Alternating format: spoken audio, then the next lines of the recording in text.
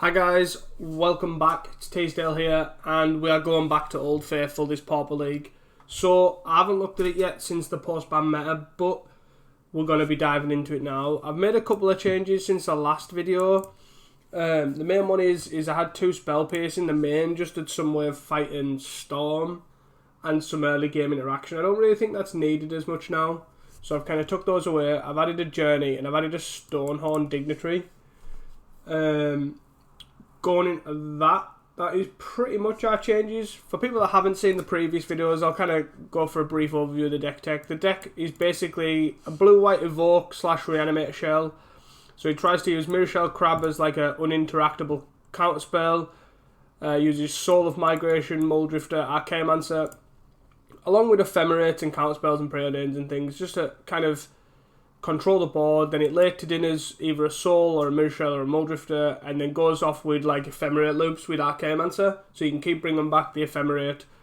You can then gain value with Soul and Muldrifter and other things like that, and even the Spirited Companion. The things to fill out the deck is you have 4 Spirited Companions.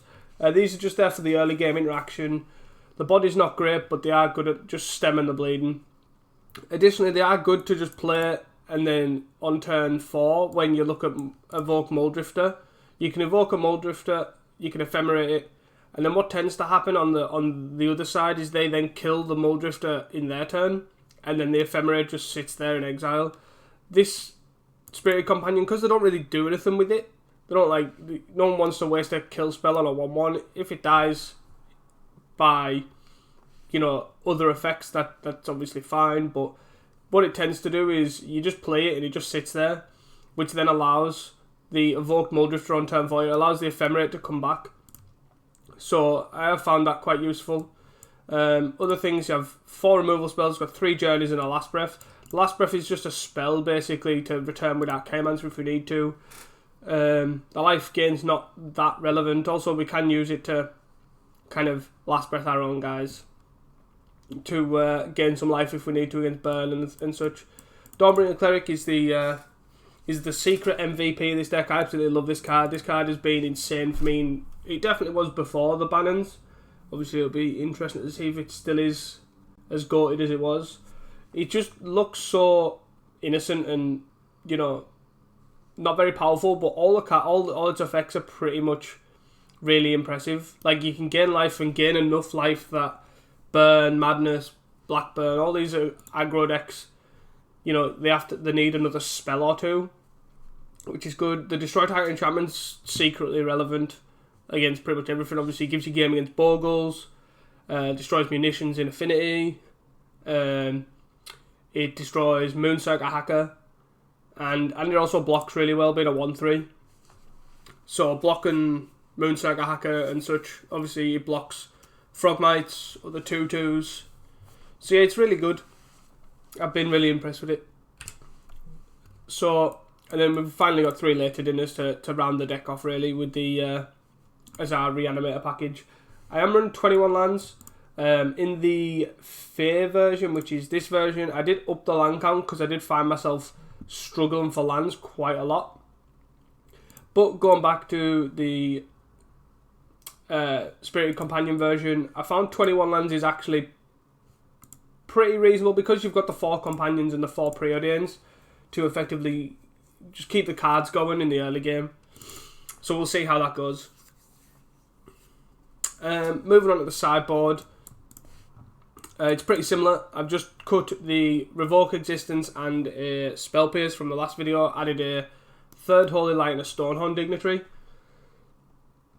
I feel like especially say the likes of Affinity nowadays, because they don't have the combo finish, I can often see Stonehorning them out is probably good enough.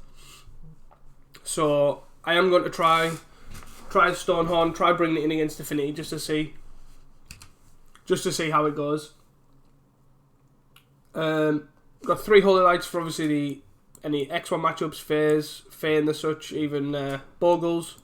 Good shots, mainly for Fae. Can obviously come in other matchups. Tormod's Crypt instead of Relic because we don't want to exile our own graveyard. That is pretty much it for that one. 3 blue elemental blast, which I probably could see going up to 4 with a lot of the red decks around. Which I might actually change now, to be fair. I'm going to do that and then cut a Dust to Dust. See how that goes. And then the 3 Dust to Dust basically just for affinity, because it is still everywhere, it's still around, it's still a player, and I need to see if Dust to Dust is still the sideboard option we need, or if I can focus more on Stonehorn, which catches a lot of other matchups as well. So we'll be testing that out.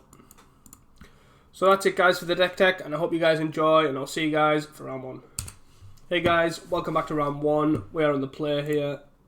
We are against a doggo. And this hand is a keep. I think we're just going to lead off on Preordain here. I just want to hit my land drops. These are both fine. See what we are up against here. Could be Affinity, could be Boros.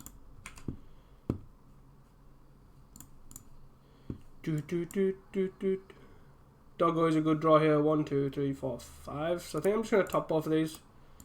Put Doggo on top.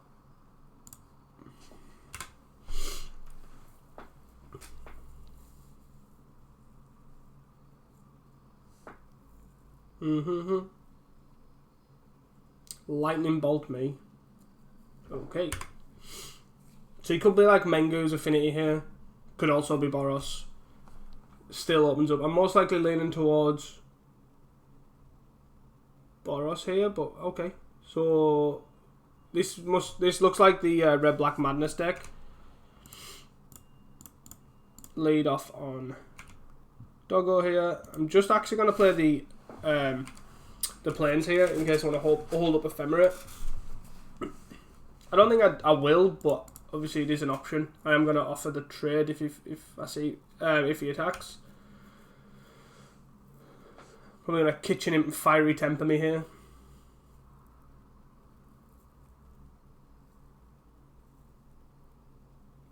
Look at that. This actually taps him out as well, so it's not irrelevant. We are taking a bunch, and I'm most likely assuming this is hitting my face, not the 1/1. If he does attack, I don't know if I'm going to block, actually.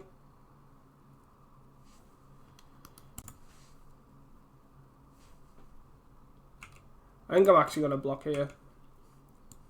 If my Ephemerate goes forever with the Muldrifter, I think that's fine.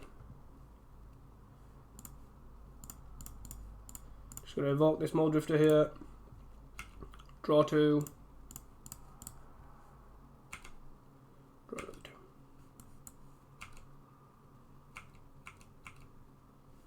2. Just going to discard this Ash Barons here. I'm hoping to block with the Muldrifter if he does attack. I do have another Ephemerate here, so it's not too bad.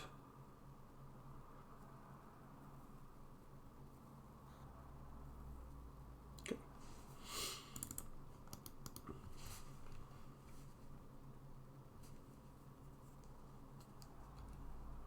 We are on 9, and he's still got 4 cards in hand. Casting a Luton. Discarded 2 arms, hit me for 6. Jesus, so we're on 3. Wow.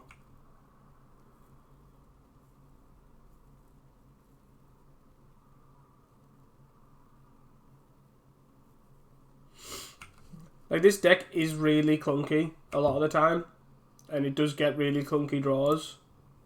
So it's just, it looks really smooth when it's kind of doing its thing, almost. So we're going to 4, then we're going down to 2. We do really need to draw something here. We do only have 1 counter spell up. I could have played the island, but that puts us to 1 and puts us most likely dead to basically anything.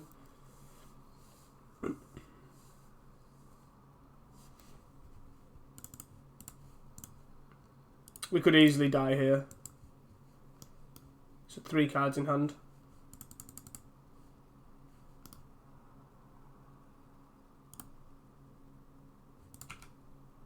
Discarded. Sphere.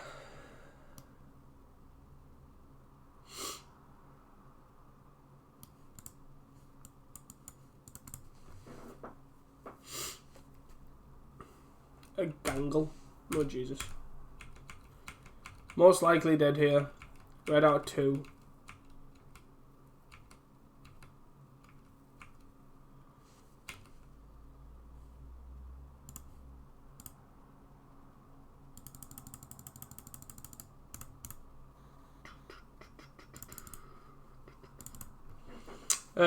So basically I can journey the Kitchen Imp and then play an Archaeomancer. 1, 2, 3, 4, 1, 2. But then I'm tapped out and he has a Firebolt. 1, 2, 3, 4, 5. So we do just die. We'll get them next game. So moving to post board. I don't think I want this Stonehorn. Like it could be relevant, but I pretty much don't think that's what we want to do. Tormod's Crypt's not fantastic, but it is like okay. Blue Elemental Blast again isn't fantastic, but it's okay enough. I don't think we want the souls, and I think I don't mind keeping the 1 Stonehorn in actually.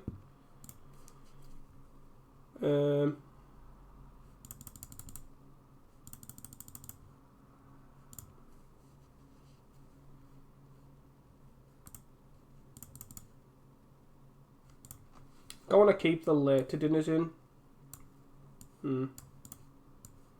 Got 1. And got a Doggo.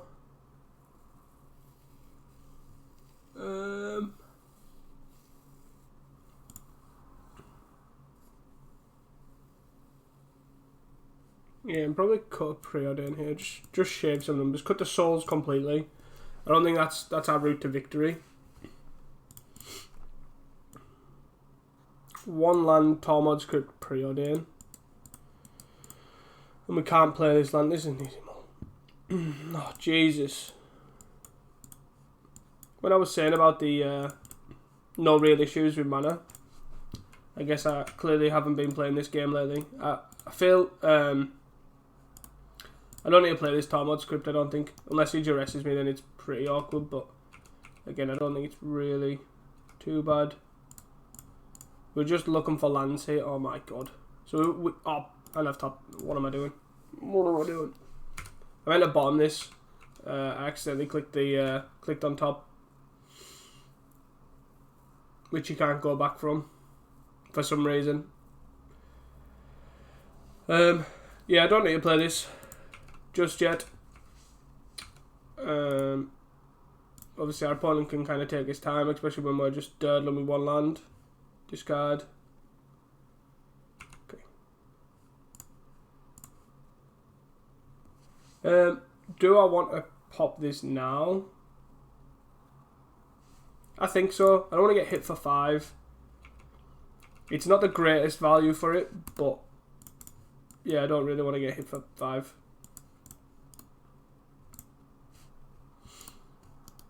Okay. So we have another land drop. Do I want to play this? I probably actually do just want to play this. If he wants to kill it, you know, whatever.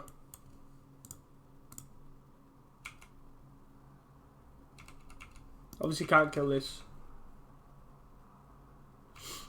I actually don't have an out to it. Main board. Maybe I should have brought in Dust to Dust, but that seems rather greedy.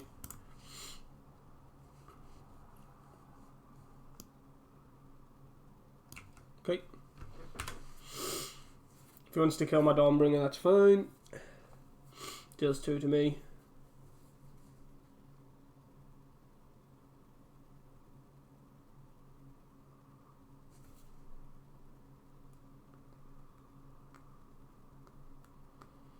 He plays a Vampire's Kiss to get the blood tokens. And then bolts me. Jesus.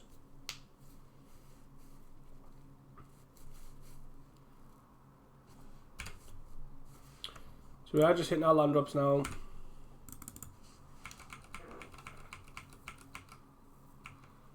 If I hit a land drop next turn, I'm just going to hold up Crab. If I don't hit a land drop next turn, I'm just going to play the Mole Drifter.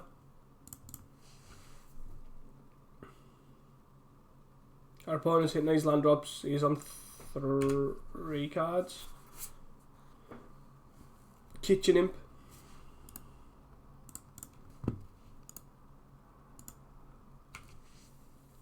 Kitchen Imp's fine. I'm probably just going to Last Breath it, depending if he plays anything else here.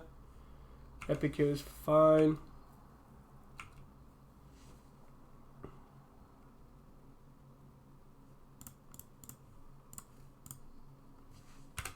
Just going to try and keep my life total as high as possible.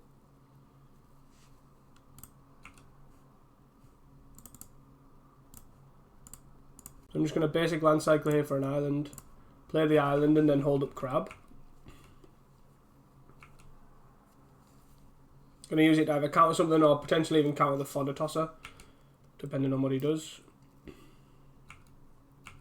Hits me for 1 here.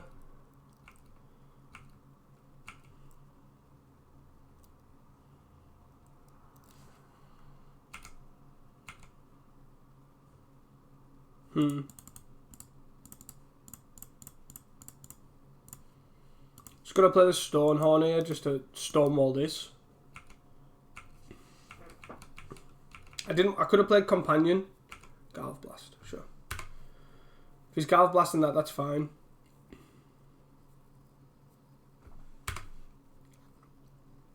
Two cards in hand. I'm guessing since though he's not actively using these, they're not madness related as such. Epicure, sure. Journey. So I'm going to play his Companion now.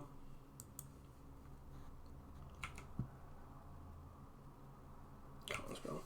I'm going to hold up Counterspell.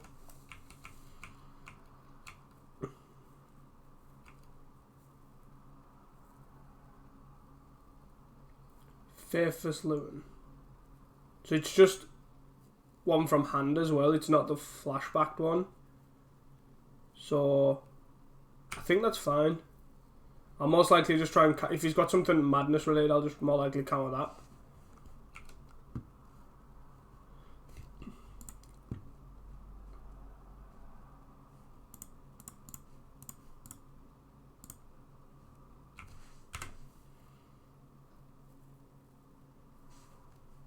I'll happily trade one of these for a dog. No issues whatsoever there. He has 1 card in hand, but he's got 2 Faithless Lutons in the bin.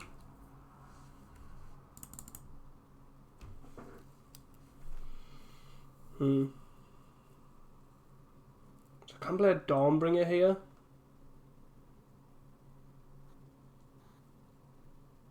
And exile a Luton. Or gain 2. And then journey something, but I think I just want to evoke this Mole Drifter. I just need to try and hit my land drops here. I'm going to keep the white open just in case I find an Ephemerate.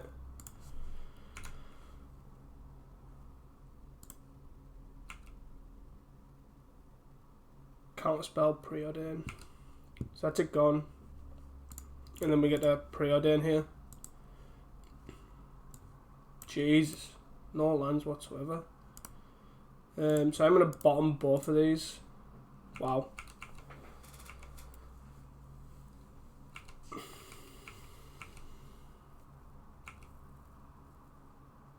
All he needs is just 1 madness card here. Spellbomb. Spellbomb's annoying. It's not too bad. The Stonehorn is gone, which we obviously is our only Stonehorn. The Last Breath is gone, which is our only Last Breath.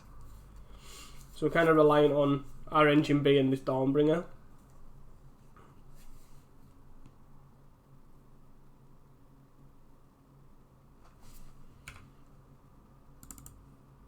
So I'm just going to play this Dawnbringer and gain 2.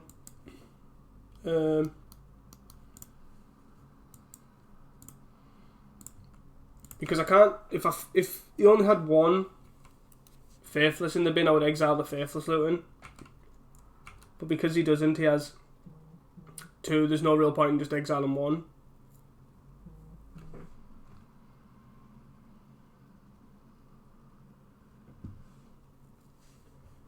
Thrill, he discarded a Swamp with 1 card in hand.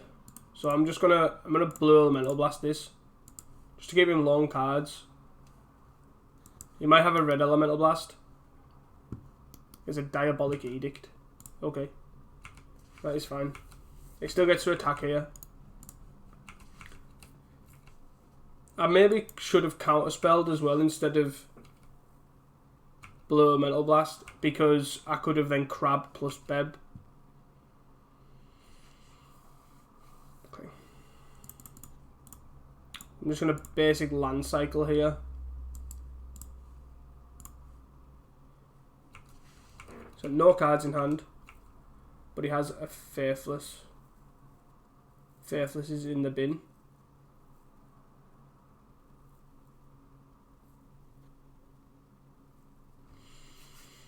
So he gets to attack for 1 here.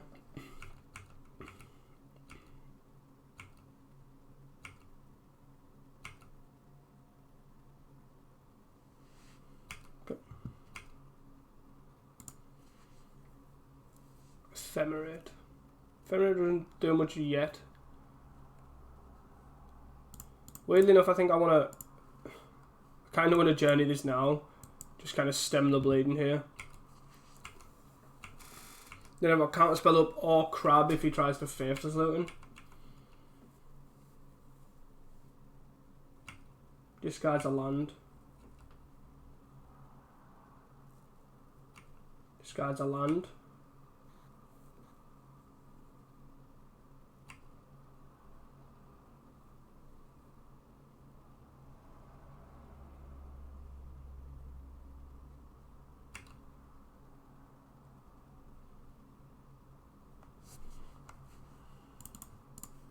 So I'm just going to counterspell this now. Just stem the bleeding again. If he Gurmag Anglers, it's a bit annoying. Can't really do much about that. Land. 3, 4, 5, 6. So we can double Crab or counterspell here. Kind of just looking for any action. Muldrifters. Late to Dinners. Fiery Temper.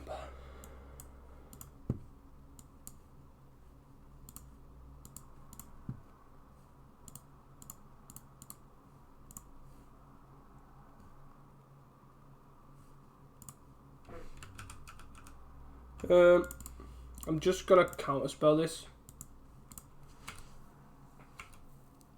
Take 2.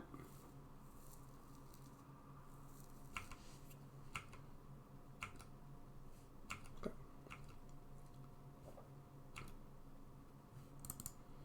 Late to Dinner. That's actually not a bad draw, because we get to Late to Dinner the Dawnbringer. I'm not gonna exile Faithless Luton or anything here. I am just gonna gain 2. I've got the food. I've got an Ephemerate up.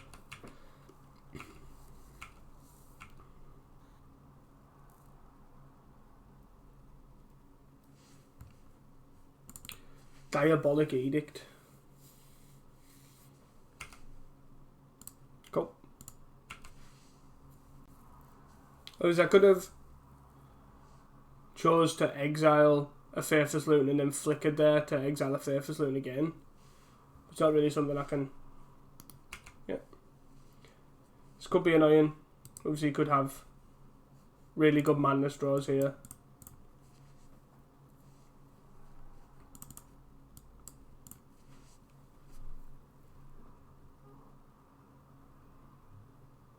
Kitchen Imp. Kitchen Imp and Vampire's Kiss is what he discarded.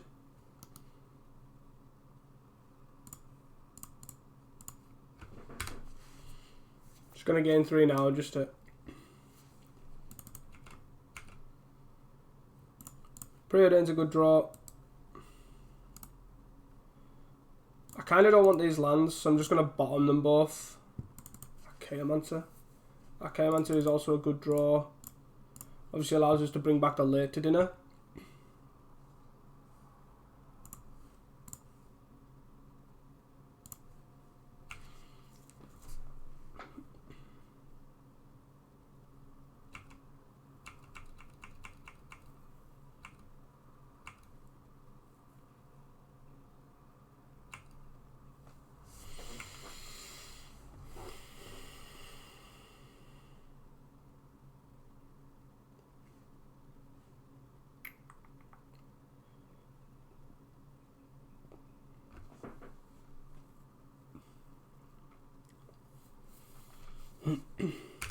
Can't do anything about this.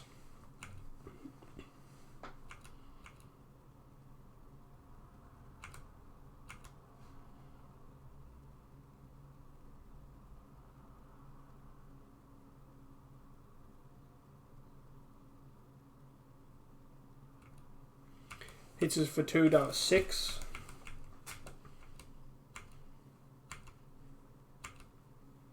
We are in range of just dying to like bolts here. Bolts and Galv Blasts. Oh, Tranquil Cove was actually quite a decent draw as well. And then now I'm going to late it into the Dawnbringer. He only has 1 Faithless in the bin, but I am incredibly low. I think I'm actually just going to exile this Faithless Luton. I think that's a lot better for me in the immediate future. Because I do have the Ephemerate to blink the Dawnbringer if needed, and I've got a food token.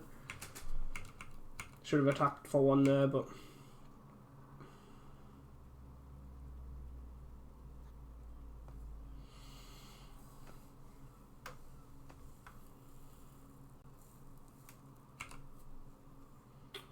I'm 5 here, with 1 card in hand. I think I'm... Yeah, I think I'm actually just going to gain life now. But he's only got 1 card in hand. I don't want to die to attack Bolt. Yeah.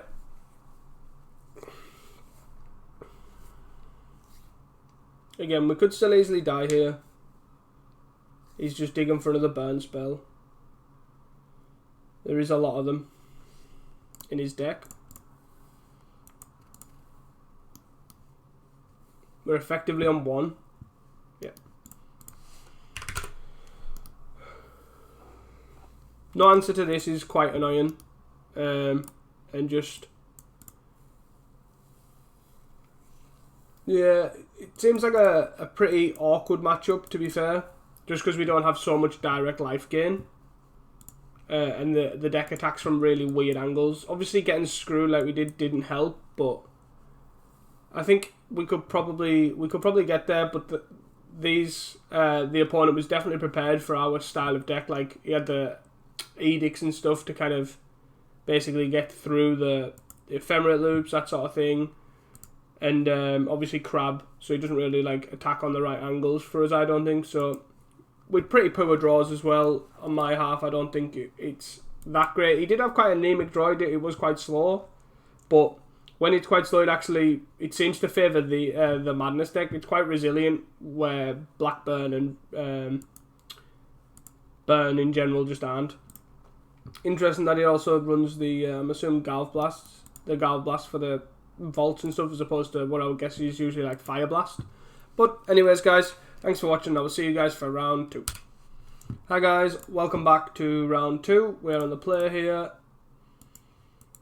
And this hand, obviously we are missing a land drop, but we do like have 3 lands to function here, but I think the hand's good enough. We have got a Doggo here. Doggo will fix all our draws. Crag. So I'm not going to hold up Counterspell, just going to play the Doggo.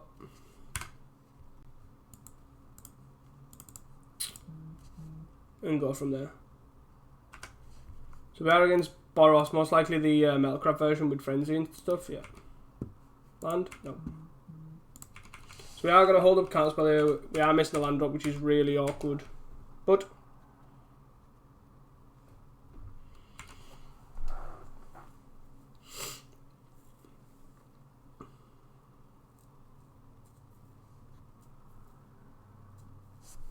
I think the Golden Egg's fine. I'm not really gonna counter it. Like, I'm not holding up Counterspell because I want to, counter him on his turn as such. I'm not holding up because I've got nothing else to hold up. So I'd rather keep these for later on. Finally got our 3rd land drop, which is good for us. We can start crabbing next turn, and then once we get our 4th land drop, we can Mirror Shell, late it into the Mirror Shell Crab. Spare supplies is fine.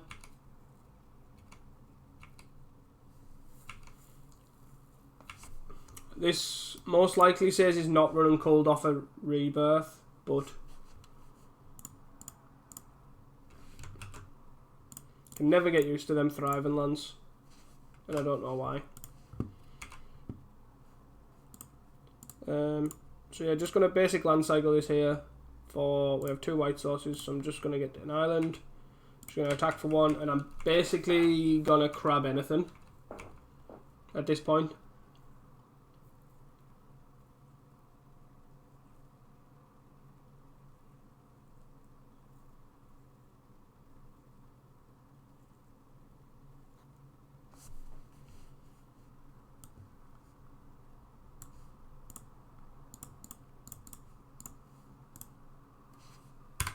If he wants to tap out to play this Glinthawk, that's fine by me.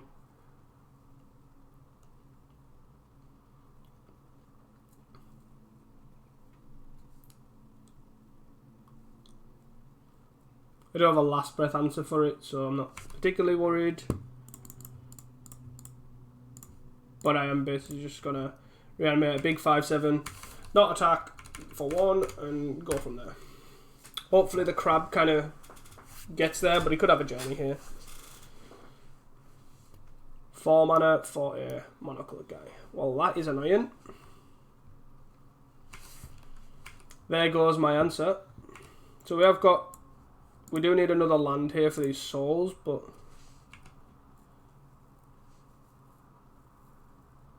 so yeah, just gonna pass the turn here. Interesting that he's running Guardian as well, especially when he's most likely running Egg.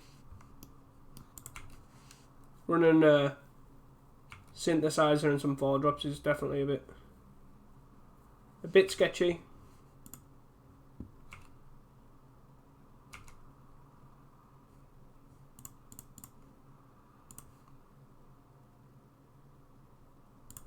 Just gonna last breath this. This might be a waste, but I think I'm fine with that because obviously I've got the counter spell up for anything else he plays. Another golden egg's fine. This is all he's doing. I'm just going to gain some life here. No issues with that. Late to dinner is actually a good draw here. Just get to evoke the soul here. And we can get to late to dinner in next turn.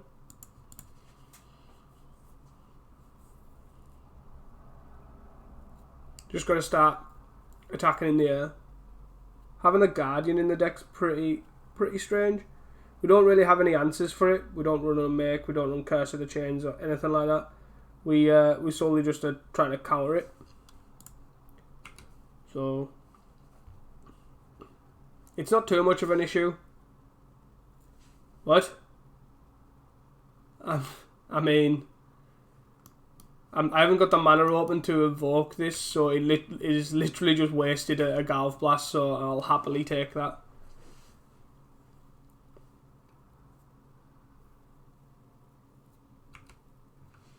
So, just gonna F6 here. I'm not gonna attack because I don't...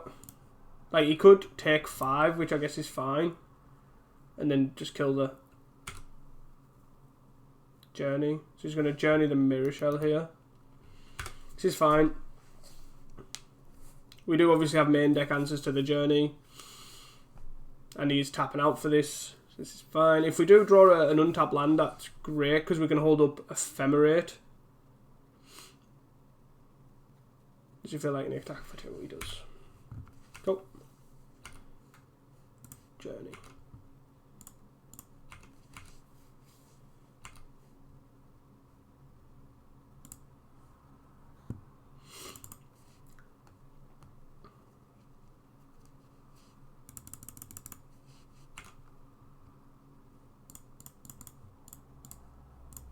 So yeah, we're just going to late it into this. Unfortunately, we don't have a land to have Ephemerate protection, but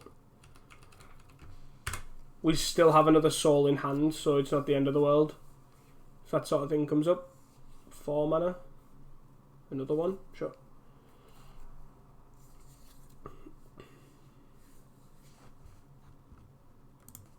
Bit of wind. Scarred Crag and another Galv Blast on the soul. Gets a hit for 2 here. No land. Still no land's really annoying.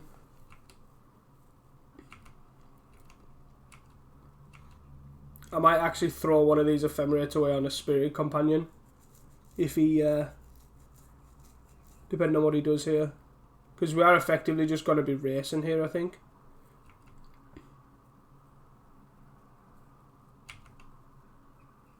Is he going to bounce a Secluded Step here? Yep. Interesting, no Metalcraft lands. Like, no Metalcraft, no Artifact lands so far. Could just be his draw, but... So now he's attacking with this. I'm just going to block here. And then I'm just going to Ephemerate this. Just to try and draw 2 cards. Try and hit our land drops here. Dawnbringer's not bad. It definitely wins the I'm going to be aggressive race. Because we get to Dawnbringer the journey.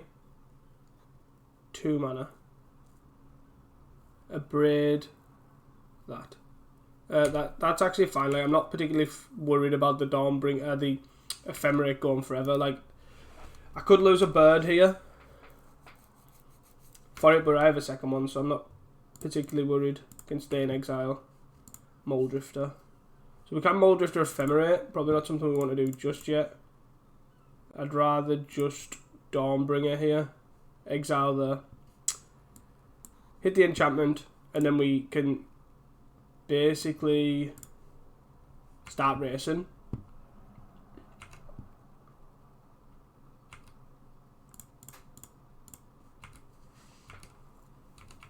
We do have Counterspell up as well, and Ephemerate if we need to.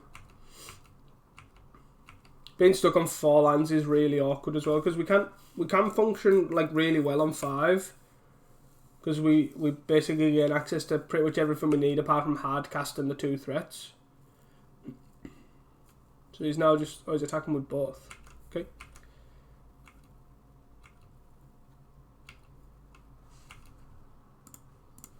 Land here is good. Can we attack with all bar the Dawnbringer, I think?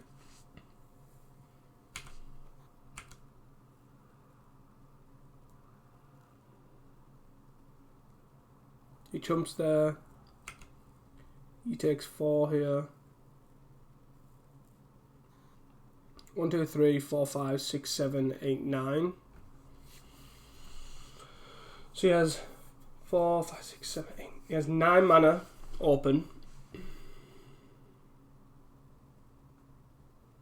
He could easily rally here and flash it back. So I kind of 1, 2, 3. Counterspell 1, 2, 3, and he still has 4, 8. I think I'm fine with passing this turn. The reason I kept the Dawnbringer back was in case he wanted to block. 1, 2, 3, 4, 5, 6, 7, 8. That puts us to 10. Sure. We can gain 2 life off the Ephemerate as well. Is he got a Foundry Helix here? Got a black mana. Reap in the Graves. And what's in there? Skyfisher. What's his targeting? Skyfisher. So we can Mirror Shell the Storm Trigger.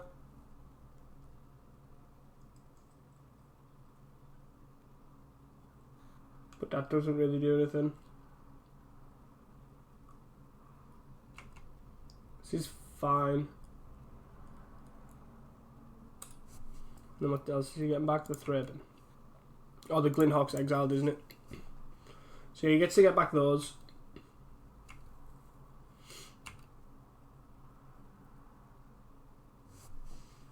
So I'll probably look at counterspelling the Core Skyfisher I'm assuming by these plays he doesn't have a rally. It's kind of where I'm looking at.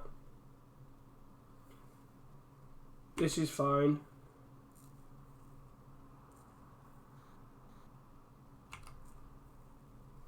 And then if he does have a rally here, never mind. So I'm 14.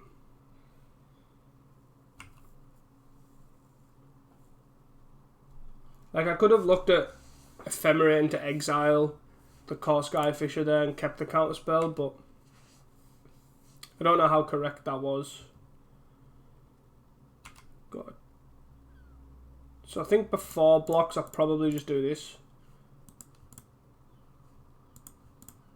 Could have a burn spell here, but a burn spell here is better than a burn spell in my face at this point. Yeah.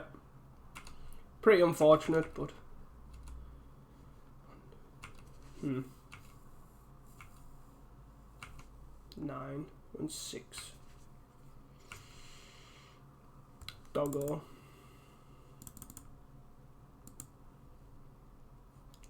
5, 9. And he can get in 3, got 17. But we're attacking for more in 2 turns' time. So I think, because the crab's not really doing anything, I guess I want to lead off on Companion here.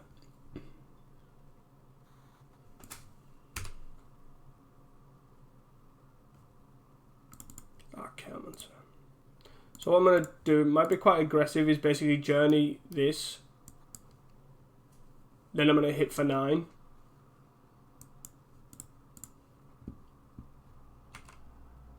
Because we can't block these. So we are just racing. So I've basically got to put him on a 2-turn clock here. If he has it, but we die to a lot of things.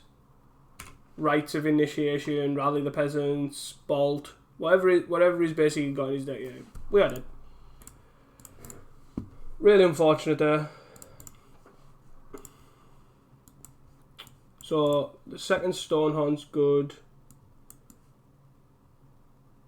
Blue Elemental Blasts are good as well because he's bringing in red Elemental Blasts. Mirror Shell's a bit actually pretty poor here.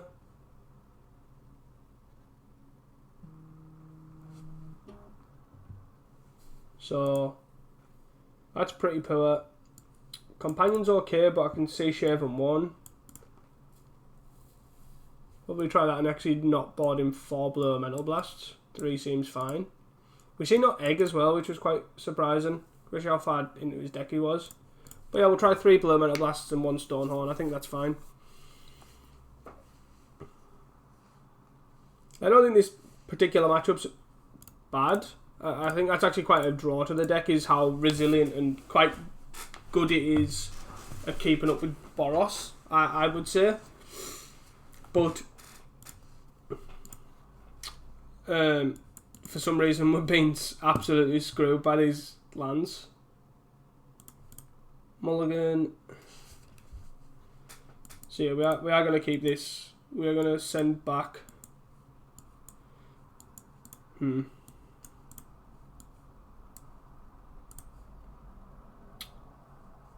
think we're going to send back the crab here. That could be greedy, but I think the soul's just that much better. Just going to try and keep an eye on my time.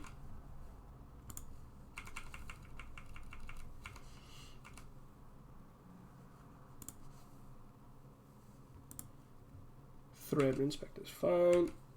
I maybe should have counted that, but it's...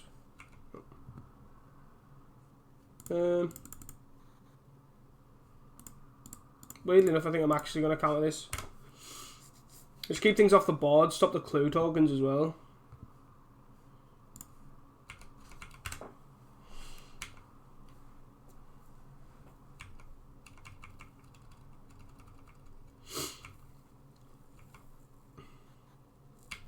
Spare supplies is fine.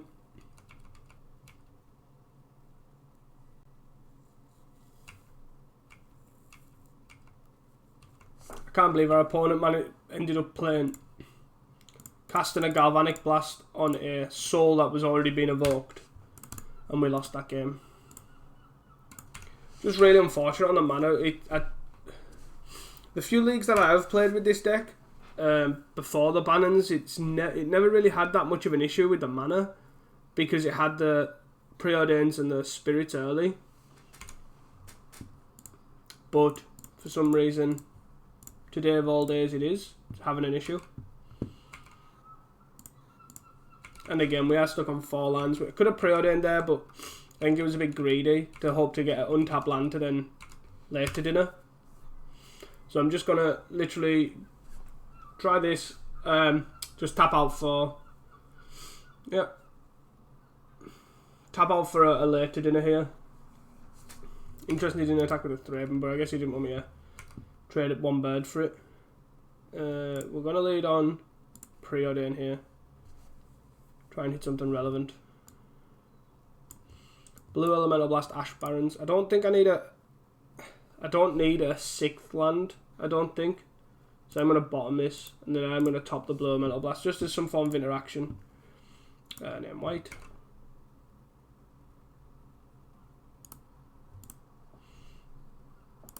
Going to attack for 4 here. I'm not going to journey the Raven. I'd rather save the journey for something like Core Skyfish or Glint Hawk. Cracker Clue is fine.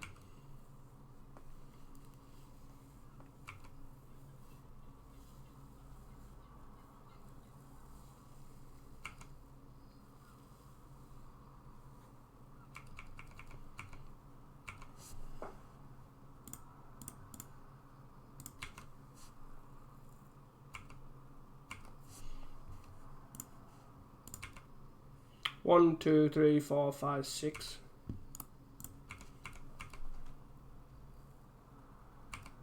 So we're hitting for 4, he's hitting for 3. He does have things to obviously speed up his clock, where apart from additional pressure we don't. Core Skyfish, something we can't really counter, but we can journey. No issues at all there.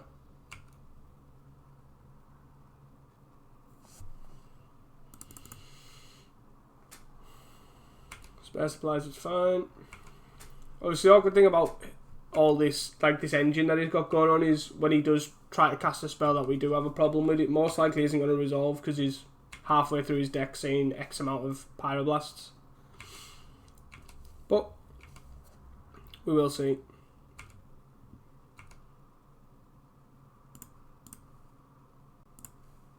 Just going to journey this.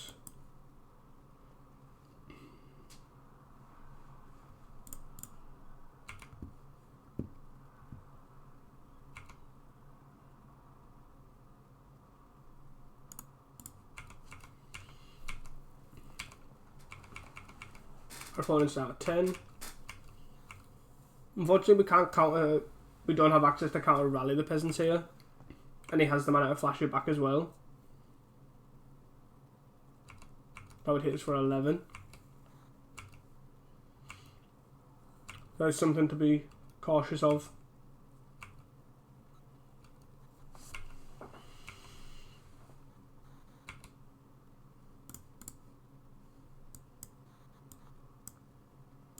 Ephemerate and Counterspell. These are both good cards here, so I'm actually going to top.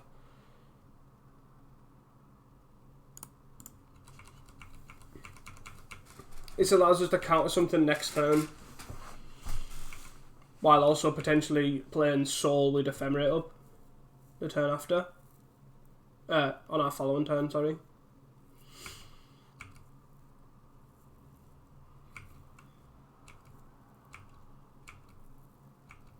But I could also see us not even going for a Soul here, because he's on just a 2-turn clock.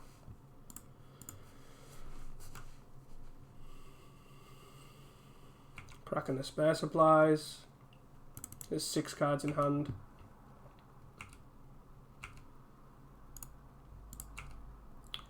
So we are just going to attack for 4 here. Put him at 2.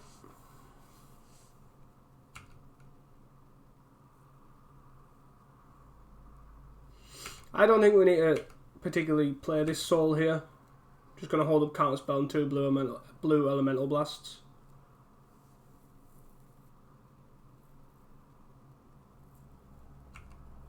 So if he has a rally here, we can counter 1/2.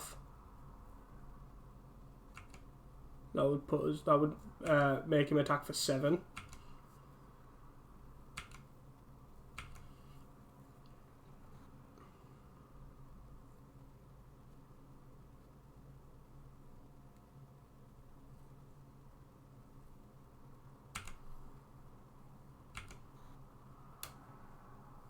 So now he's on 3, so we need 3 birds to connect.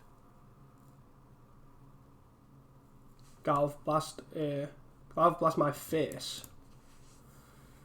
I'm not going to bite because it doesn't actually kill me.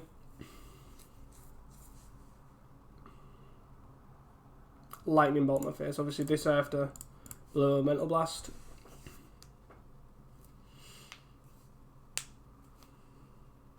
Galv blast my face. This I have to also blow a mental blast. Galv blast my face. And then this I have to counterspell. If he has a... He's actually out of red mana.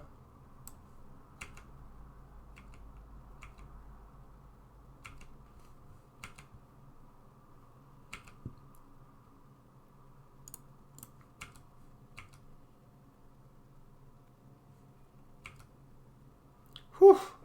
The 4 birds got there. Whew. So, obviously has a lot of burn. I don't know how much that makes me want to bring in this below mental blast. I just think they're really clunky. I can also see bringing in some number of dust to dusts. We didn't see any rust veils from what I've seen there. We just seen the Great Furnaces and Ancient Dens. Sorry, I lost train of thought there when I was...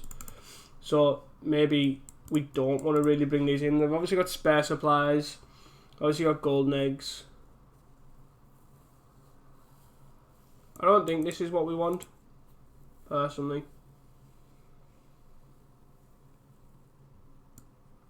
I also don't think I want this crab at all. I'd rather just have another companion. Especially on the draw.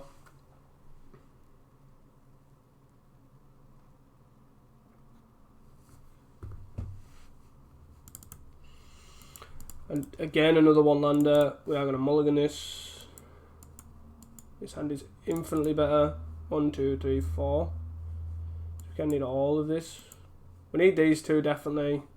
We can ship a land and try to greedily get another. Or we can send back the late to dinner. I'm going to be greedy. I'm on the draw. I just need 1 more land and then I can do both of these.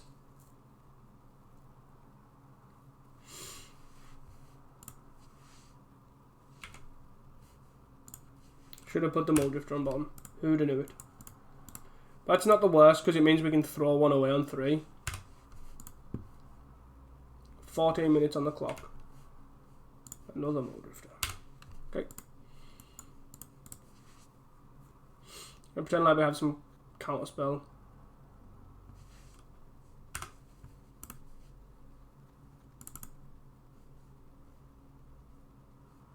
Most likely just going to play like a golden egg or a spare supplies here. Or crack the clue. That also works. So I am just going to play this. I don't get to play a Muldrifter, but it's fine.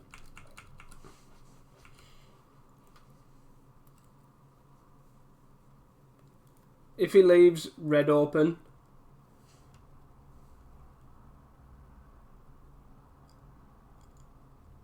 golden egg. So if he plays like a Great Furnace here, compass, sure. 1, 2, 3, 4. So he does get to play a.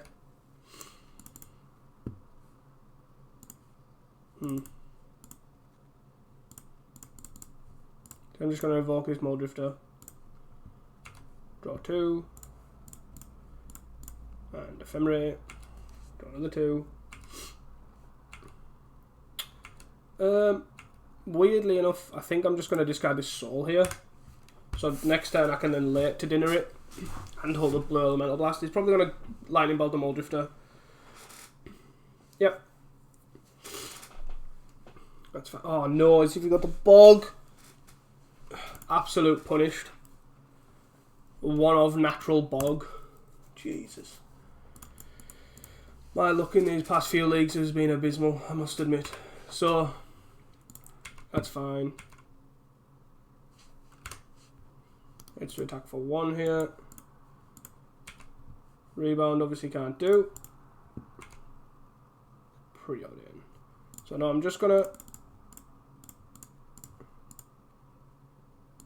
cast this. Tap out for this. He's gonna crack this for red. To then red elemental blast. No, it's cracking it for blue. What? Ah. I'm assuming he meant to do for red. Yeah, and then he gets the red elemental blast this. This is fine. Not ideal, but fine.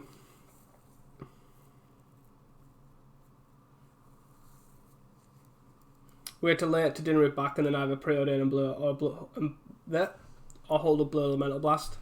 Just depending on what our opponent does. Really annoying with that Soul. I don't think it was greedy either. I just think it was the better line to do because some builds do run a 1 of Bog, but it's literally got no purpose other than core Skyfisher and garrison value. Like it's not like searchable really, or so I think it's fine to not play around a 1 of Bog. Hopefully we get an untapped land here. He might try and respond. No. Well, I did say an untapped land. What I meant was an untapped blue source, but... So we get to hold up Ash Barrens and Blue Elemental Blast, which I think is fine. I don't... No. Yep. So now I don't think I want to block here. I don't want to block with this Glinthawk. Don't want to block the Glinthawk, I should say. I just want to Ash Barrens here and journey it. Got all that Bog value. Yep.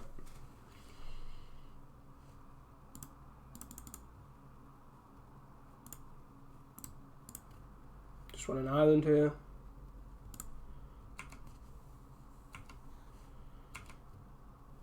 Ephemerate's a good draw.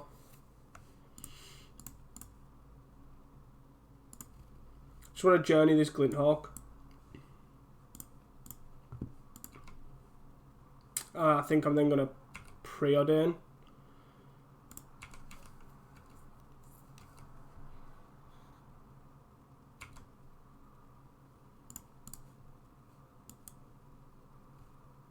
Stonehorn's great as well. I'm actually going to top both of these. Draw the Stonehorn. I don't want a Stonehorn yet. I don't want to tap out for Stonehorn. I don't mind taking this 3 here.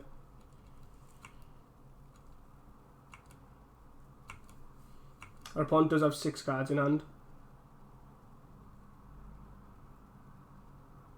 Thraben Inspector, sure.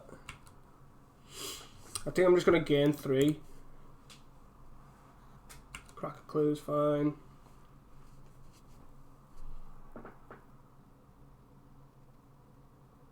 Golden Egg. Golden Egg is fine.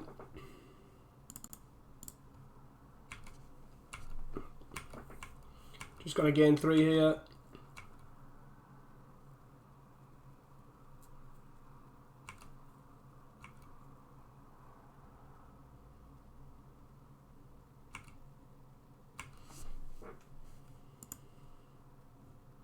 So I'm going to preordain. Both of these again, good draws, so I'm just going to play both. He's only got 1 artifact landed in 3 of those. So, just going to play the Stonehorn here.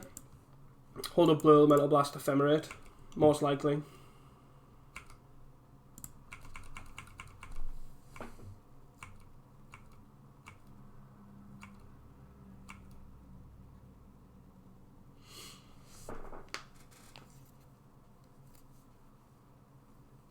Spare supplies is fine.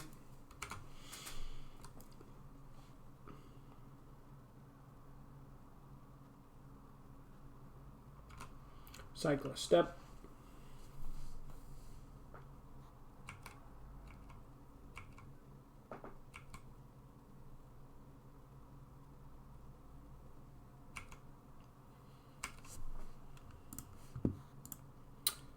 One, two, three, four, five.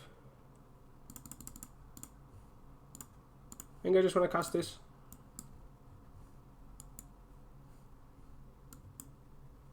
If he does pyro this, I will obviously fight over it.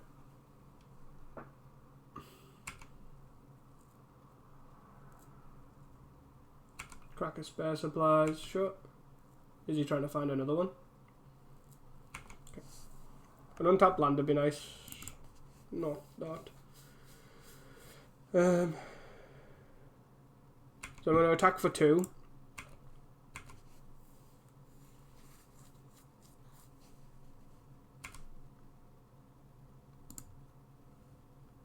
And then I'm going to basic land cycle this for an island. Then play the island. Hold up counterspell here, also hold up Ephemerate. Because he can't bounce the bog and play the bog, if he does kill the Stonehorn, I'm just going to let it die. Glinthawk.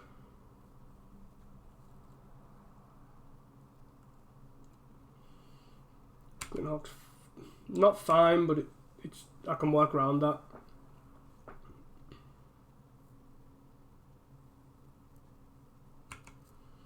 Egg. Again. It's fine.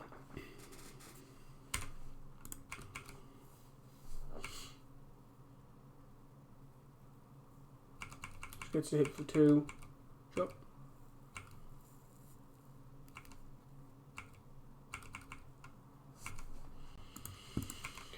These Boros matches are just really grindy, regardless of their actual configuration, no matter what the engine, and both engines are just really, really grindy. And land's actually not bad anyways, so I'm just going to actually hit for 4 here. And if he blocks with a Glinthawk, which I'm surprised he has, to be honest, I'm just going to let it happen, take 2. Let him take 2, and then I'm going to play Tidina. Prismatic Strands.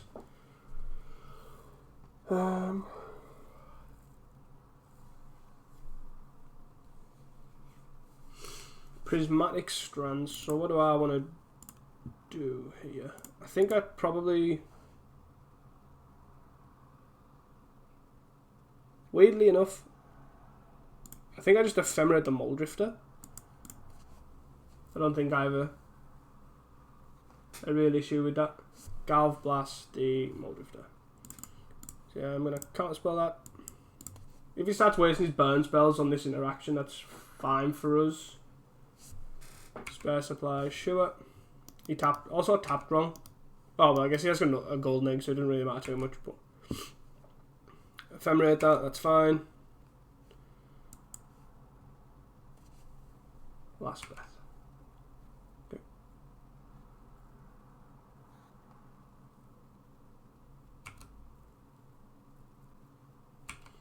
It's an interesting one here because I do want to Ephemerate the Stonehorn here to scry in main phase. What? Seems rather odd. I don't think he had a stop in his upkeep, but...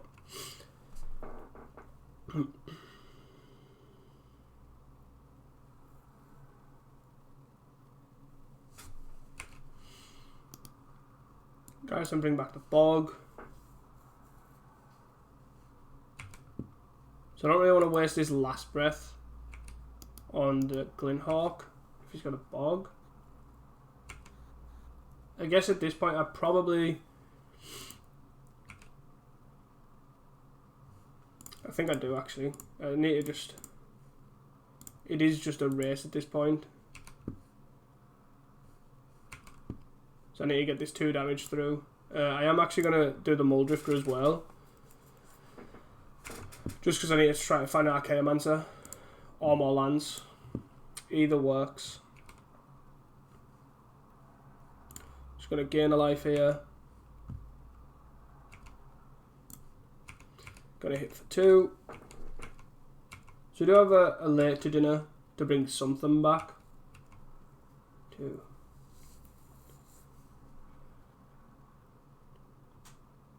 16, 17. Yeah, that's fine. Egg is awkward. Oh god. We have 20 cards left in our deck, and there's crucial cards we just haven't seen. There's no Dawnbringers. I'm going to counter this.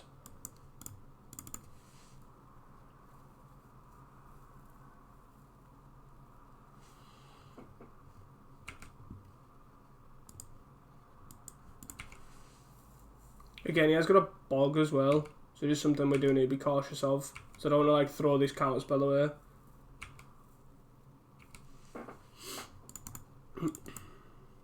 So we haven't seen any Archaeomancers. It's fine. The last breath and the Ephemerate's gone, which is a bit awkward, but we can work around it. He gets to hit for 2 here. No problemo. We're going to cycle this. I am cautious of the cards in my deck and his life total. Journey. So we play this name white. We are going to hit for 4 here. I can see us journey in this, well, where we should journey that samurai token, but I just think we need to save it for a core Skyfisher. He does have a Strands as well. Just looking for Archaeomancers, mainly. Archaeomancer basically shuts off his deck at this point, and another Ephemerate. He's attacking all out. Okay. So with a block like this, we take 4. We also he could have a rally here.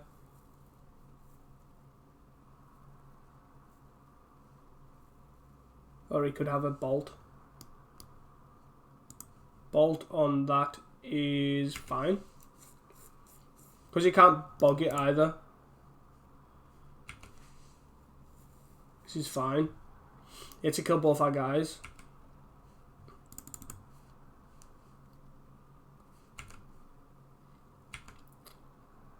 Doggo. So I'm going to lead on that.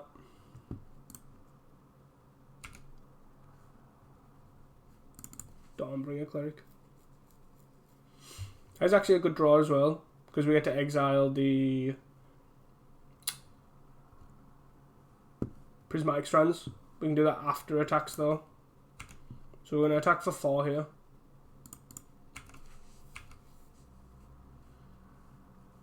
He's also only got maximum 1 garrison left as well to bounce his bog.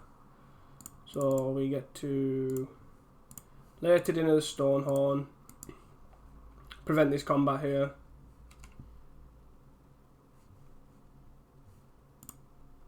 Then we tap this for white. Exile the Strands.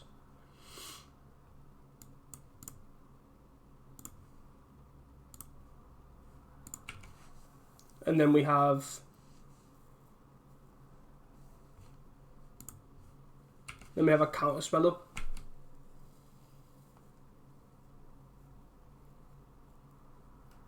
Four. Scrying upkeep, that's fine. Yeah, we're 20 cards in our deck and we're basically looking for Ephemerate, Archaeomancers, all that sort of good stuff. I am gonna fight over this. If he has a Pyroblast, we do have a Journey. But I just need to try and keep the air clear to try and get these Muldrifters through.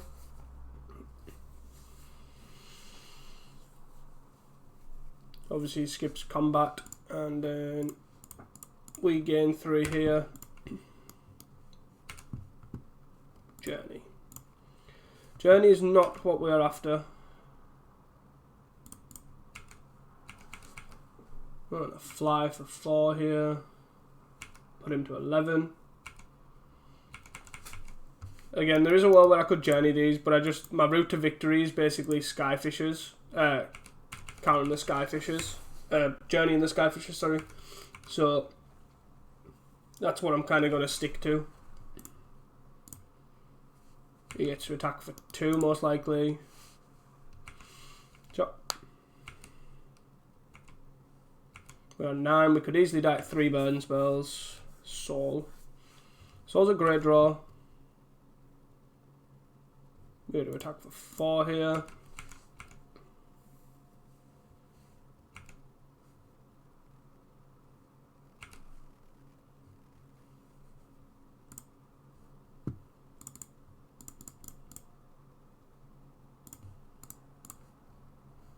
One, 2, 3, 4, 5, 6, 7, 8.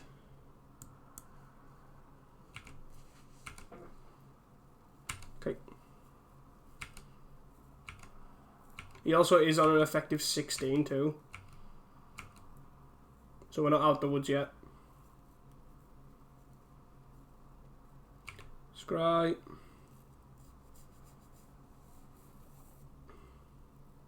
He put a card on top. It's not a good sign.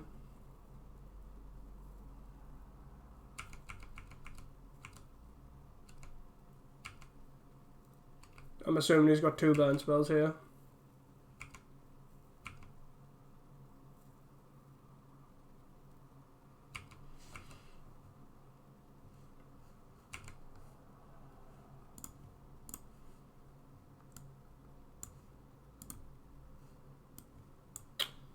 So I could put the companion on top and then draw the blue mental blast. But I think I'd rather just, I don't want to realise he should have responded to the preordain. I'm just going to top this now.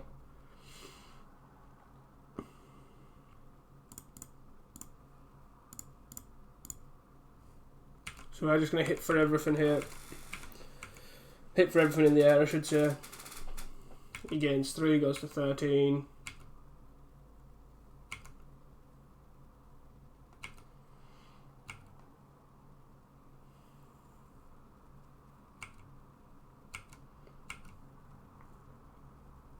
Eight.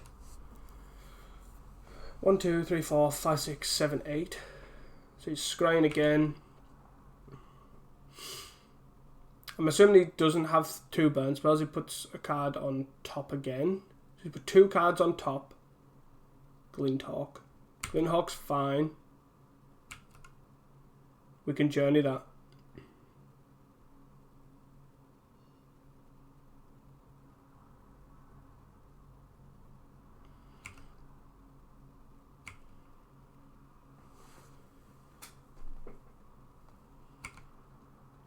Garrison.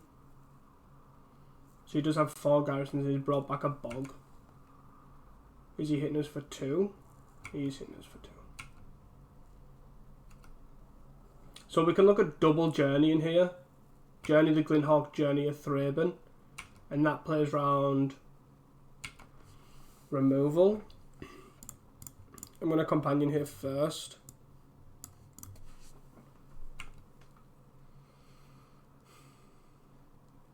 Late to dinner.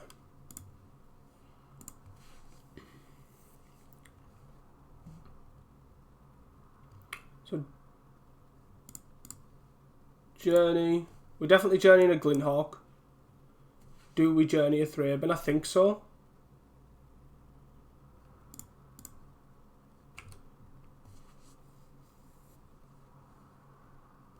One, 2, 3, 4, 5, 6, 7, 8. And he's on 8 effectively with this golden egg. But then if we journey this, he blocks 1. And that's 10, so he needs 2 removal spells. I think we journey this. I think we journey a Thraben. Lightning bolt me. Well, I'm not dead, so I'm gonna keep that. Gonna let that resolve. So we could be dead here. You could just be holding so many burn spells forever. We got that. Wow. Oh my god. 16 cards left in that deck and swinging for lethal there. Jesus. This card's it is awkward, don't get me wrong, it is annoying, but it can be beaten just by trying to race. In the Pestilence matchup as well, I think you have so many answers to Pestilence, I think it's fine as well. So I'm not particularly worried about this card, it just can become a bit awkward at times. But anyways guys, thanks for watching, I'll see you guys for round 3.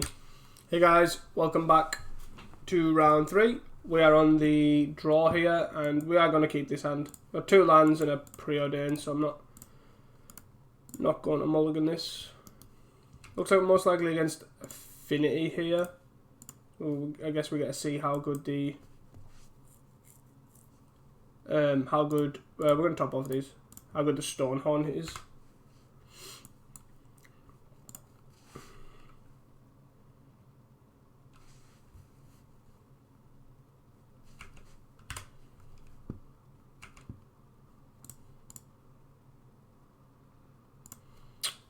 So we are going to get an island here, and then just play the island and then an Ash Baron's end of turn for the plains. Frogmite.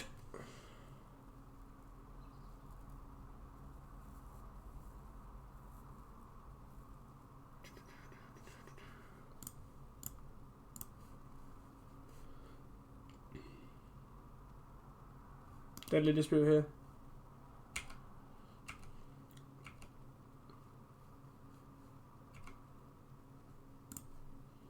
Get a plains here. If we can get involved. I think I am actually just going to play this companion out.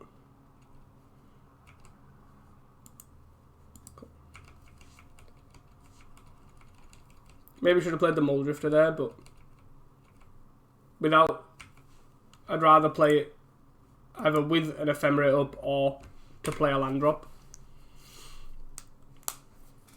So if I miss on a land drop here on my draw step, I'm going to Muldrifter here.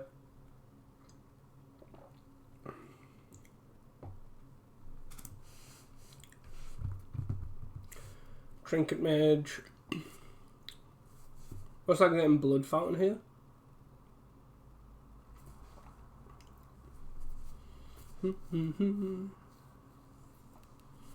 Into a two free 7/7s. Nice. Take 2 here.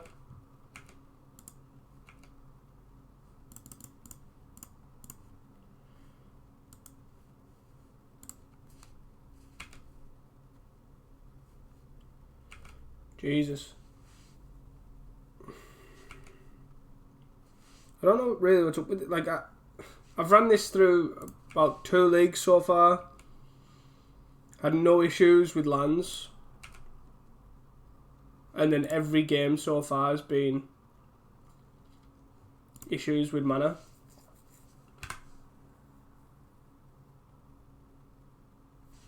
So we are going to block a 4/4 here.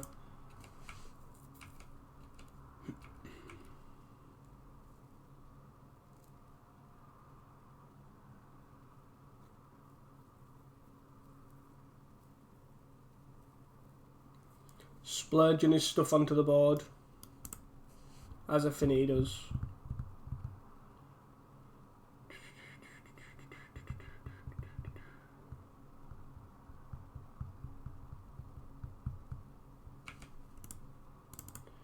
So we journey one of these, then take 4, 5, 6, 7, 8, 9, 10. Cool.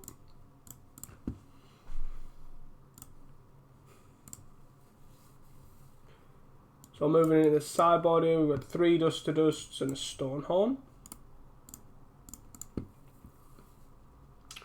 Do I want some Blue Elemental Blasts?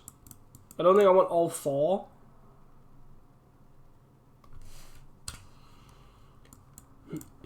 I think based on what he's pretty much the deck that won the challenge, I would guess, with obviously the Trinket Mage.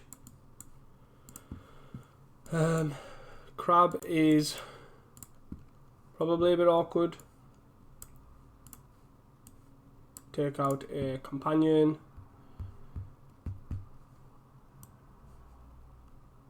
can also see bringing in a Tormod's Crypt for the Blood Crypt, but they're only running like 2 Blood Crypts.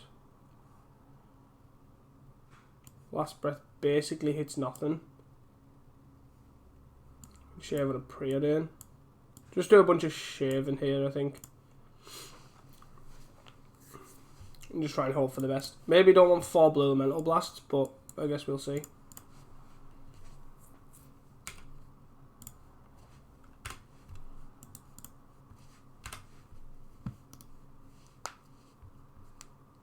Duress. So he takes the blue Elemental Blast. It's fine.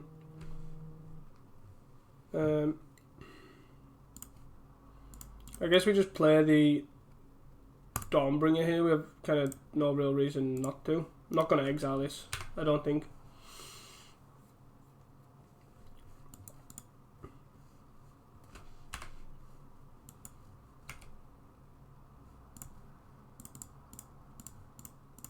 I'm just going to evoke one of these. Let it in is nice.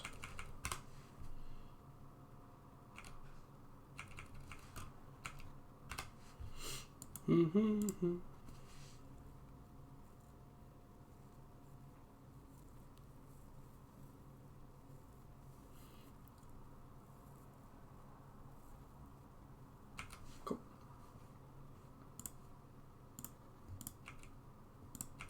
I'm gonna attack for 1 here and then just lay it in a back the Muldrifter.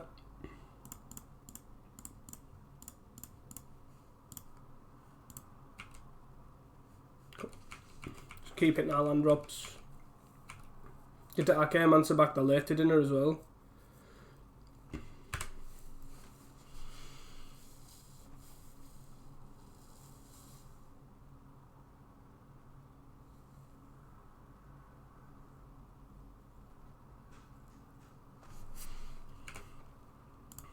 Counter spell.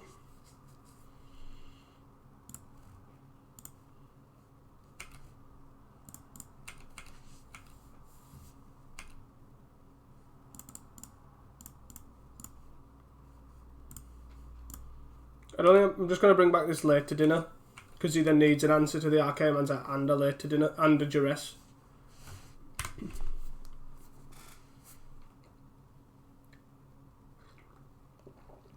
We have 2 journeys here for like Mare Enforcers, things like that. There's a Galv Blast and the Duress. Yeah, that's fine. We do have another Archaeomancer. We do have more later dinners as well. Well, not 1 more later dinner.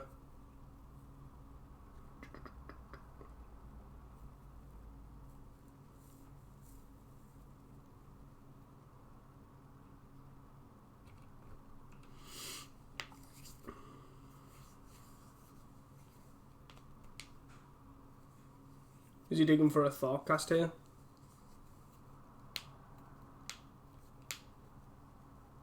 Cool. 1, 2, 3, 4, 5, 6. So if I play this, we have 6. If I land cycle and play, we have 5. So I actually might as well just play this. And then hold up Blue Elemental Blast. And Ephemerate. Just got to keep hitting him. Our opponent's almost at half of his deck and he's obviously not splurged any threats out so far. Red Elemental Blast. I guess he gets a Red Elemental Blast and Muldrifter here. I'm going to Blue Elemental Blast this. Like if he wants to fight over it, Galv Blast it, whatever, it's fine by me. Munitions. So he has 1 mana floating, 2 mana up. Okay. Like you can sack these 2 artifacts here to just kill a Muldrifter. That's fine.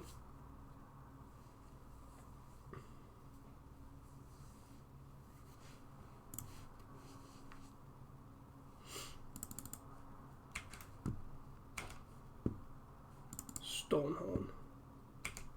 So basically I'm just going to attack here. And then I'm going to Ephemerate the Dawnbringer. to kill that. Just to get rid of that now. I'm gonna hold up counterspell more than play a soul. I can just end food token as well. It's not the end of the world.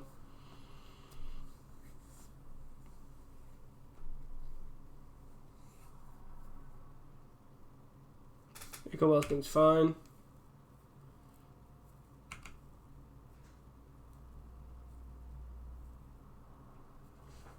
Thoughtcast. I kind of want to counter this, you know.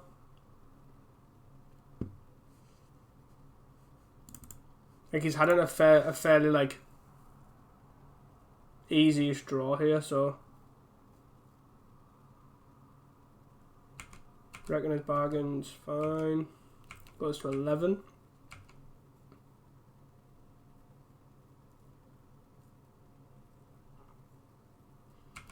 Marin Forces, well, okay.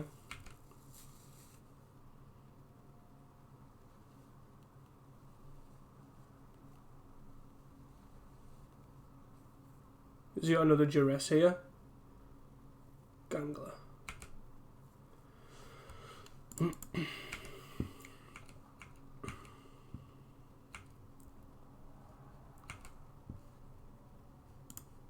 So I'm going to Muldrift it. Do this to try and get more cards. Nice. I'm surprised it resolved, to be honest. And draw for turn. Triple Journey. I will take that.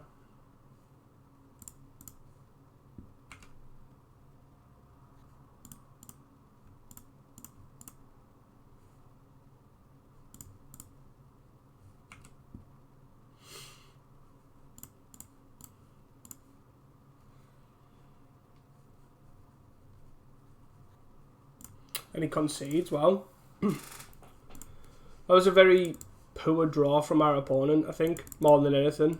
I can also see cutting a soul here. Do I want another Doggo or another Ephemerate or another Later Dinner? Probably another Doggo, I would say. Try and roll with that. And we just need these to kind of finish the game up.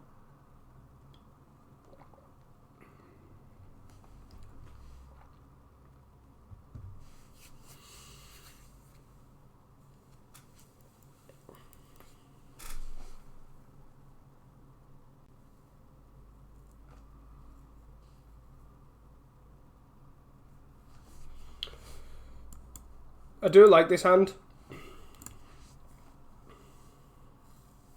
Obviously, it's very susceptible to duress, but I do think we keep this.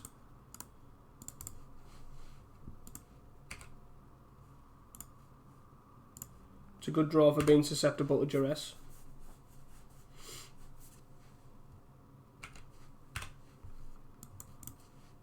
Takes the dust to dust here. So we do just land cycle here for a island. Play the island to then hold up Blue Elemental Blast and then end the turn. We just get another plains.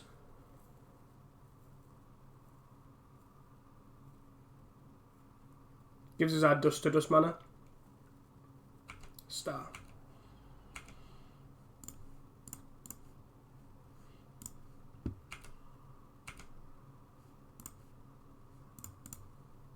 Just gonna play Doggo here and hold up Blue Elemental Blast.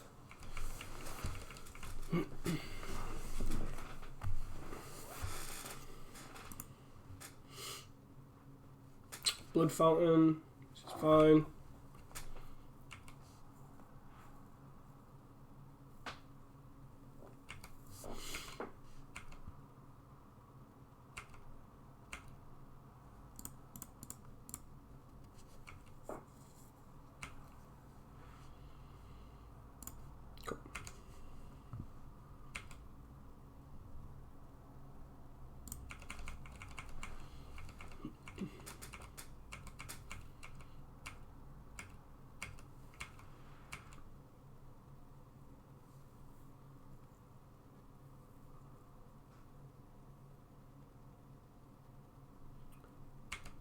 Deadly Dispute is, obviously we can't do anything about that.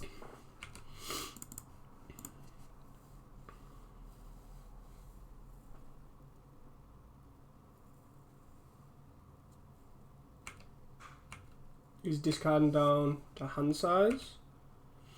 He's stuck on 2 lands. So obviously naturally drawing another Dust to Dust would be great. If not, I am actually just gonna Chaomancer back the Dust to Dust.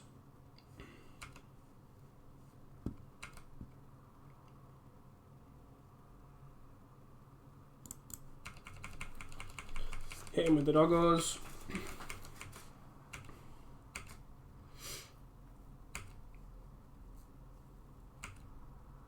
So if he plays Duress here, we can then just let that resolve and then ephemerate the Chaomancer.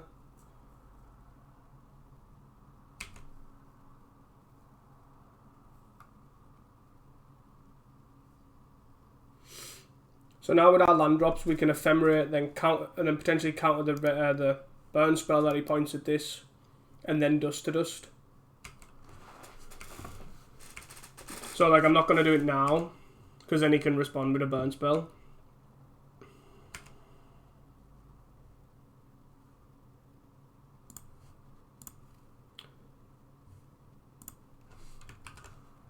So if I attack first, attack for 3.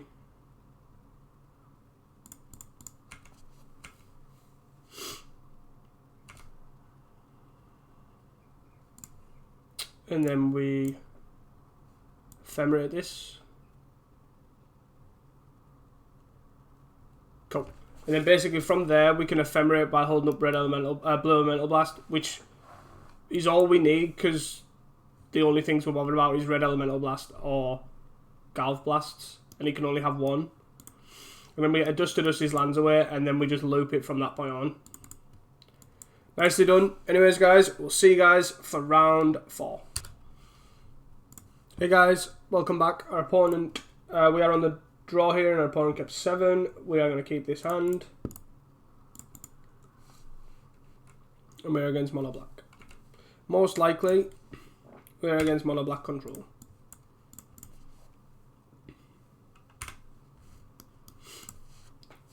Bog.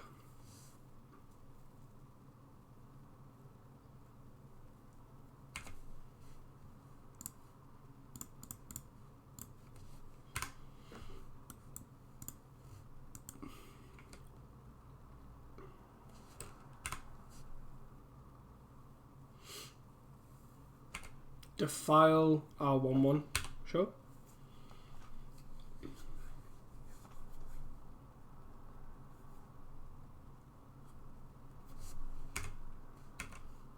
He missed a land drop, wow. So, I guess I play this Plains and then just play the Dawnbringer. I have no reason to exile this, so I guess I'll just gain 2. Like, the exile is quite relevant in this matchup because of the Witch's Cottages, but I think I'm happy enough just gaining 2 here. Just putting something on the board as well.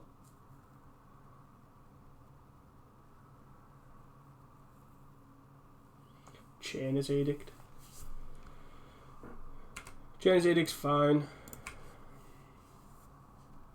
You still missed a land drop.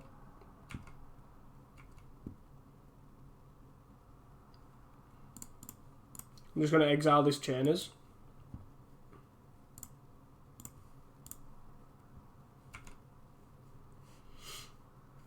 I think he seems to want to answer every... I don't want to say threat, because obviously Spirit Companion and Dawnbringer aren't really threats. But he wants to answer basically everything here, so... If he's tap and low, this is kind of what we want. He's only got 2 swamps as well, so Defile doesn't work for this. So I think I'm happy enough, actually, just to... I think what I'm going to do is I'm going to attack first for 1.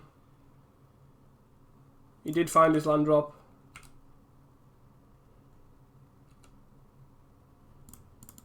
So I am actually just going to evoke this and then ephemerate. He could have Snuff Out. It is a possibility. But if he has Snuff Out, then I can't really Can't really play around that. He defiled my 2/4 to an 0/2. And it's still alive. Ephemerate resolves. Get a bunch of X1s here. So he could have a Suffocating Fumes. Could have another one. It is possible. Some lists do run 4, so I wouldn't be surprised if he had another. But we do still get to keep our 2/4. Cast down. Never mind.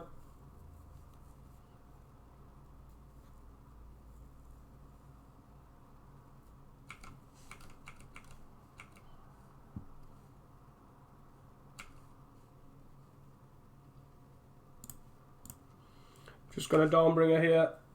Puts the Ephemerate in the graveyard. Don't need to exile anything. I'm just gonna get into life.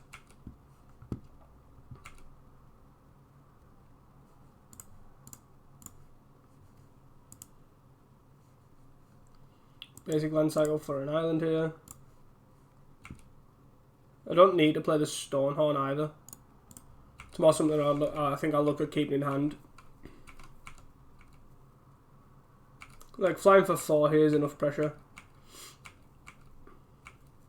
We have a Last Breath for something like a Chitin Rat or Monarch guy. Rager, sure. I don't really think I don't think I want to Last Breath these, so I'm just gonna wait. Would rather Last Breath something like a Gary. Sign in Blood himself is down at 12.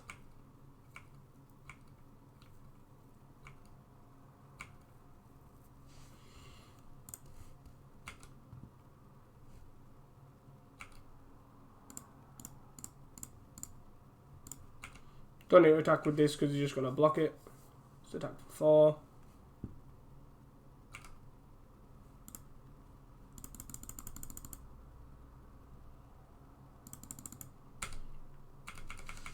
I don't think I'm going to play the Stonehorn again. I don't really need to. I also don't want to block the Phyrexian Rager because he can Fumes and he gets my board.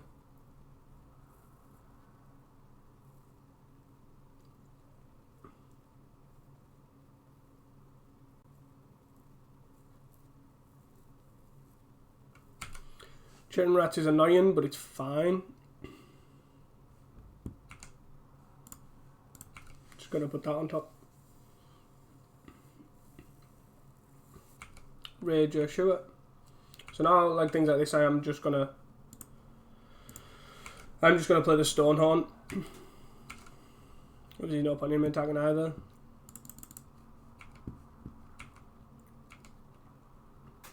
So we're just going to attack for 4 here and play the Stonehorn. Like Gary's his best card that I could play here. Gains him 2, 4, 5, 6.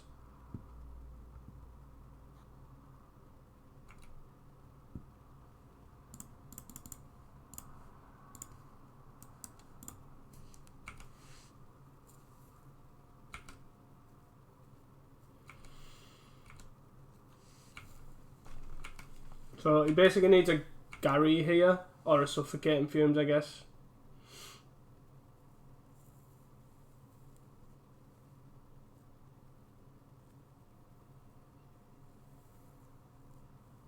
So if I Last Breath something with 2 pips like a Gary or a Chitin Rats, he loses 2 pips but gains 4 life. So 4, 5, 6, 7, 8, he gains 8 life. But we take less damage.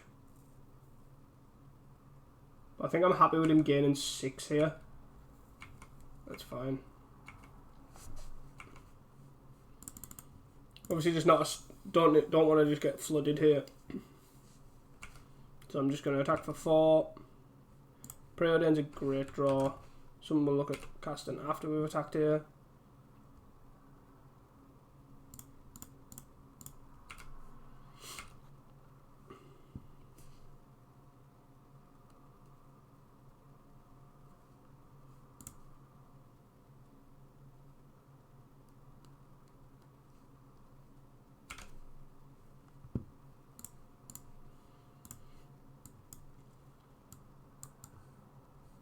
Counterspell and Crab. With the mana that he's got, the Crab's not that good. It's good against his removal, but I think 3, 4, 5, 6, 7, so we can just top both of these and keep Counterspell in hand. This is on a 2-turn clock currently. There's 3 cards in hand.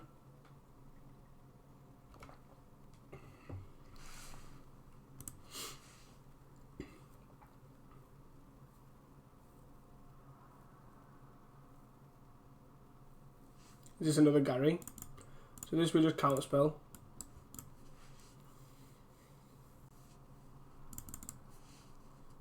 And he can attack if he wants. If he all out attacks, obviously we win.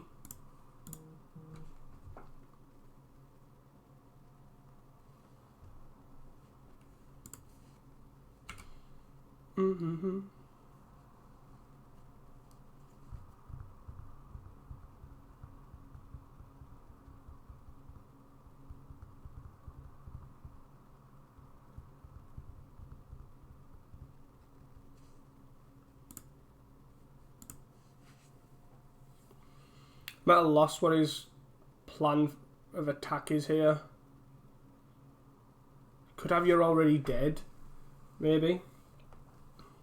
That might be what he's got in hand. I'm actually just going to take this here.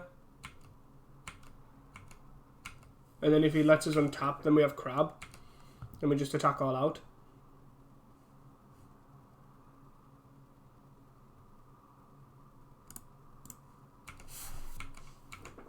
Blocks 1, takes 5, but we have a Crab for if he has a cast down or a kill spell. He needs 2 here. He needs double Defile.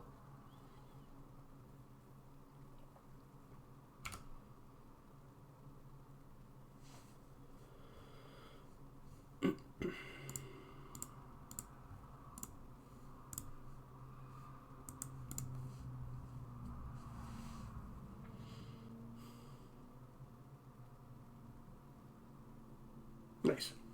Whew. Managed to get there. So, against mono black, what do we want? Another Stonehorn, maybe?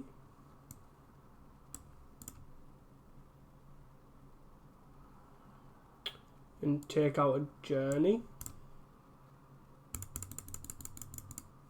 I like that. I think the Last Breath probably just a little bit better because obviously you can use it to gain life yourself. So I think that's probably better.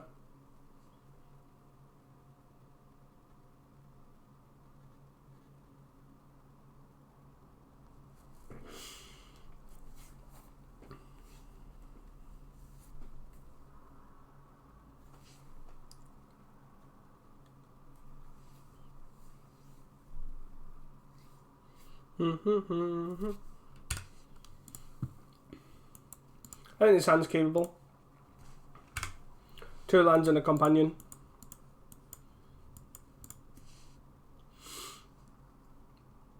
Our opponent keeps 7. He duresses away our Journey. That is fine. Something I'm not too fussed about is journeying away his threats as much.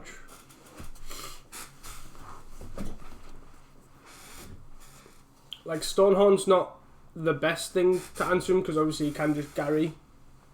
But we do have... He has a Zealot in his deck. Interesting.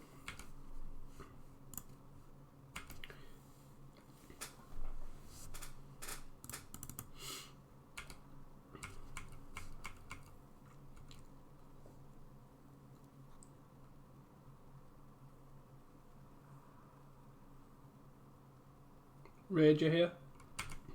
If he Chittering Rats as well, we could Ash Barons it away. That would have been fine with not drawing a Stonehorn.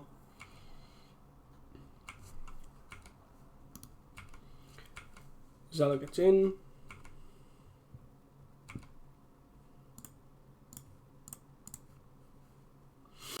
And then we just get an island here. We have 2 white sources, so we have no real reason to get any more at this point. Dawnbringer. So just gonna play a doggo here.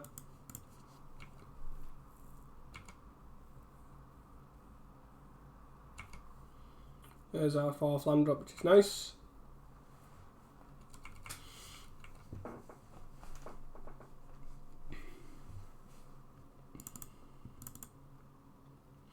I don't think I'll throw this Ephemerate away either. If he duresses, obviously I will. But attacks for 3. Yeah, I have no issues with taking 3 here. I'm just going to leave the companion around for Edict fodder. It's also not the worst to Ephemerate.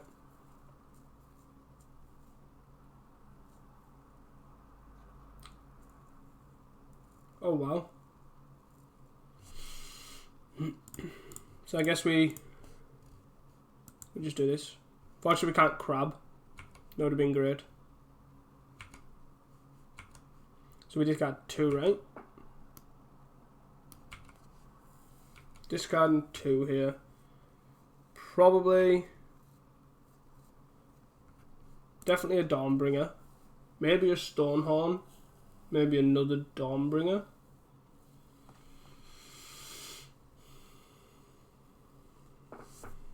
I think probably just both Dawnbringers at this point. Just gonna Stonehorn here. We got Ratzed.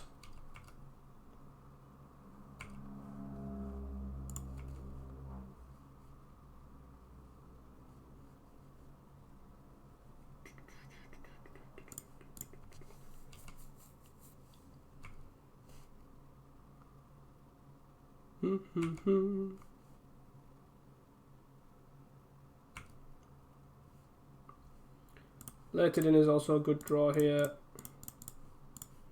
Just got a Stonehorn.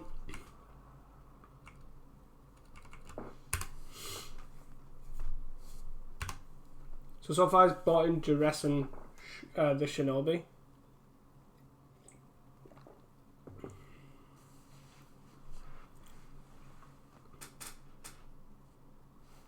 So you can play his Zealot again, or you can play Gary here. You might just tap out for a Gary.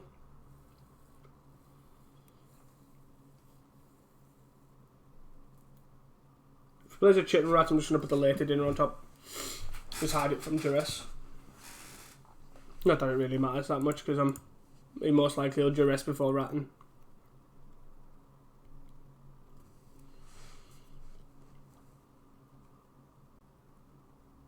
He's playing Thorn. Okay. Spellbomb.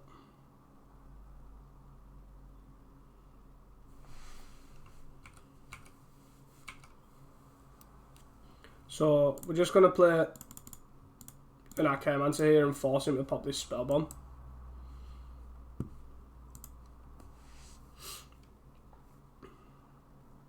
Yep. And then we get the Preordain.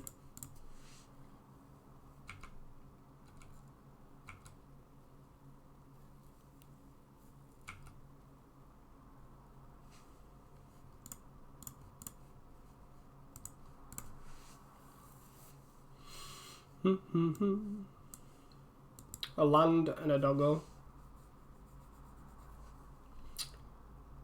So I played a land this turn.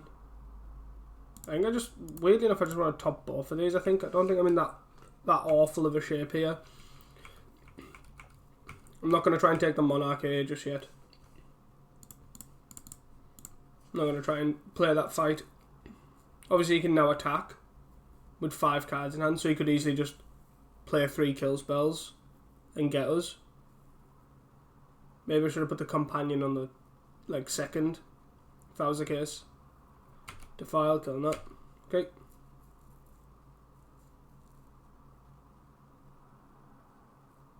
Defile, kill that. Sure.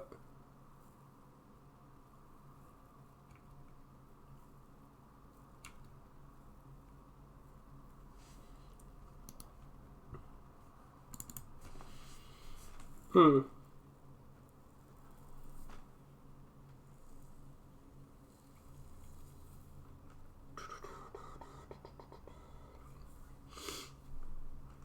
we know he has a Zealot though, so I guess we just block this. Rather keep 2 cards in hand.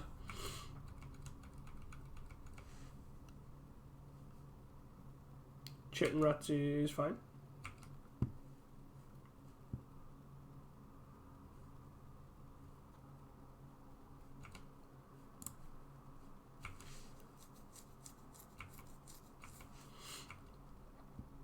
So we get to play. So we have Preordain here, and then play the Later Dinner. There's an Ephemerate as well.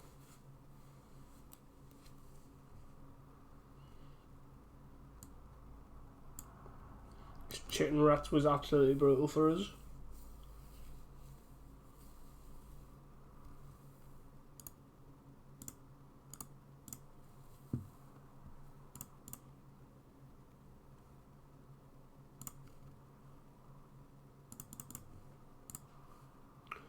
Like, I would have liked to get the Archaeomancer back here. And then I would have put the Ephemerate on top. But I think we just have to get the Stonehorn here.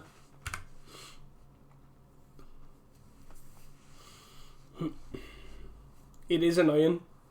We do need to take this Monarch back pretty... not back, we just need to take this Monarch pretty quickly. Jesus. Absolutely brutal. Chop.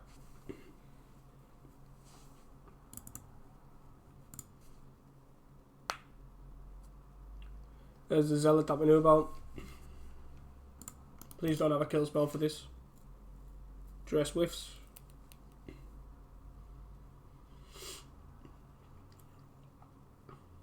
So he's gone up to 3 cards in hand. Okay. So Chain is in here. Silent. Okay.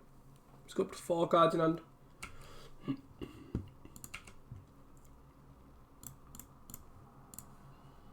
Get to play Doggo here.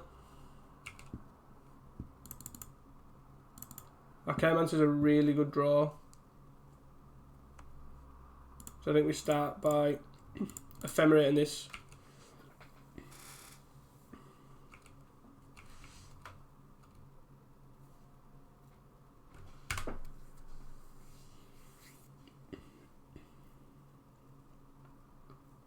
And kind of go from there.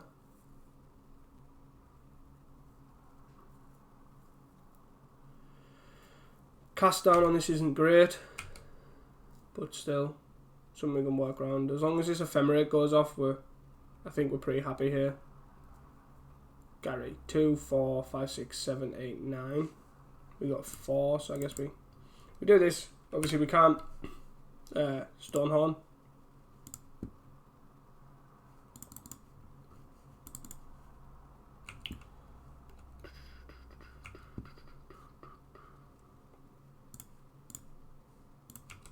Draw a card off the dog, and then draw a card in our draw step. Land is not what we need. Muldrift is not what we need either.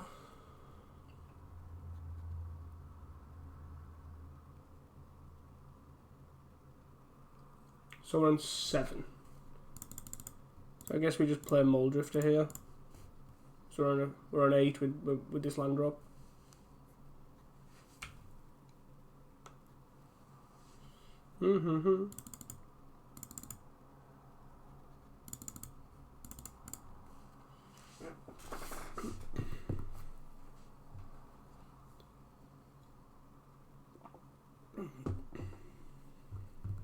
Later Dinner and Muldrifter.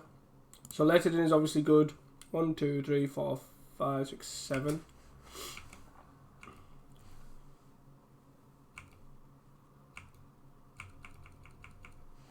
We just need to kind of look at surviving this turn. 2, 4, 6, 7, 8. Yeah, we're just dead. Yeah, I think it was honestly that Chitin Rats that won him the game. It was a brutal. It just meant we couldn't deploy anything extra after we Stonehorned. Maybe we do want this journey.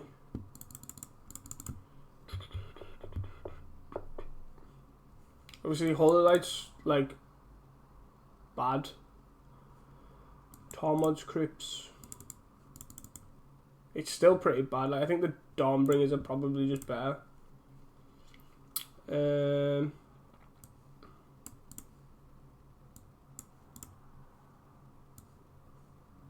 Maybe we just take out an Ephemerate and go from there. Keep this. Get the Plains Ash Barrens for Island Ash Barrens into Island, and then the second one gets a Plains, so we can hold up counterspell from turn 2. No draw spells or engine pieces or anything. Just need to hit land drops here.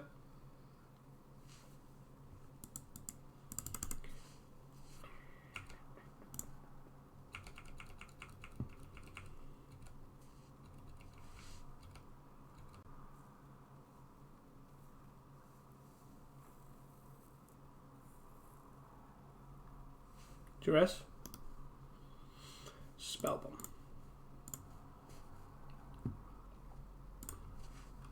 Spellbomb's fine. For now, anyways.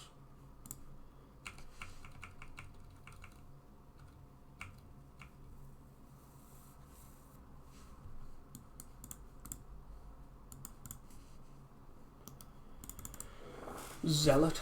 I kind of want to count this.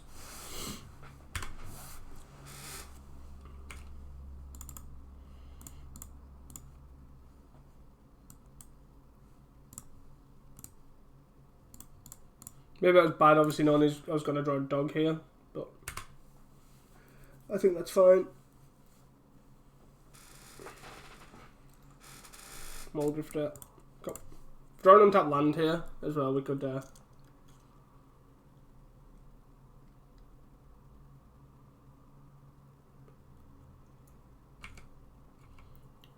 most likely got a removal spell here. So I don't think I want to go for Moldrift or Ephemerate just yet, because he could have a kill spell and then he could also just untap, play a land and then Monarch, which isn't great for us really. Like, we do have a journey.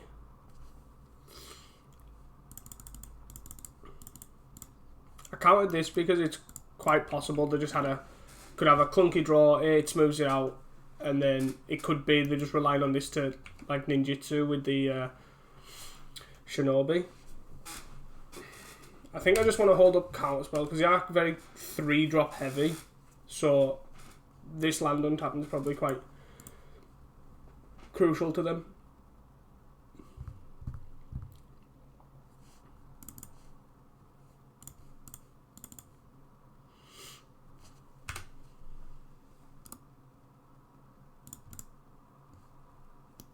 It's a Witch's Cottage back.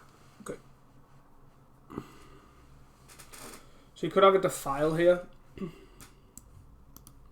he wants to draw a Rager again, that's fine. How concerned am I of a Rager? How concerned am I of a Defile? I mean. So you could Defile the Moldrifter here. That's actually not the worst.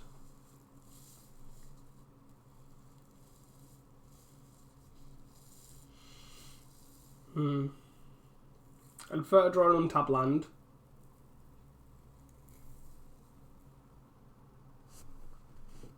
Three cards in hand. So I guess I attack for 1.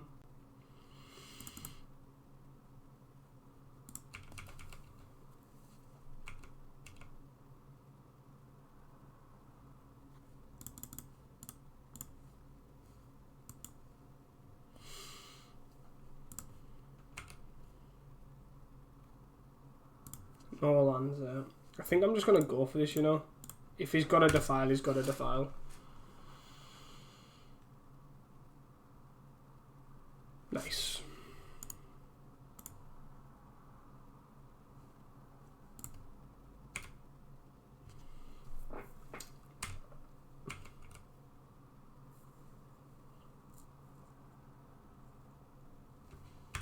And we hit our land up there, which was great. We've got 3 solar migrations, which are pretty awkward. We are on 5 mana, so we could just start just hitting land drops here. Rage is fine. Are we going to be able to evoke this, to ephemerate this again? That's 17.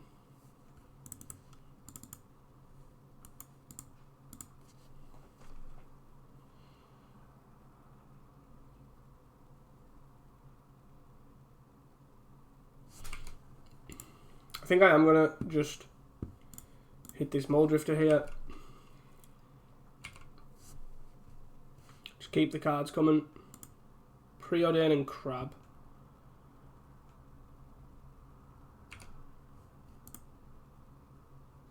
So I can journey this and then attack for 1. That's not really that good. I like just Preordain, I think, trying to hit land drops. I like both of those. So I can then play a companion and then still hold up Crab and then get that Preordain.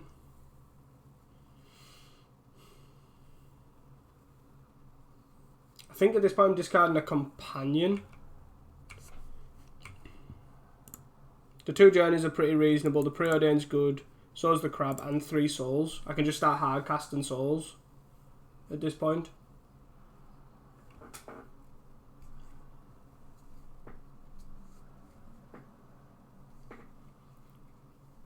If he taps out for a Gary here.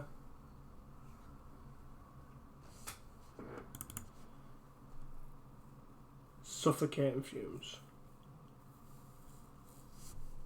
I kind of just want... Do I want to crab this?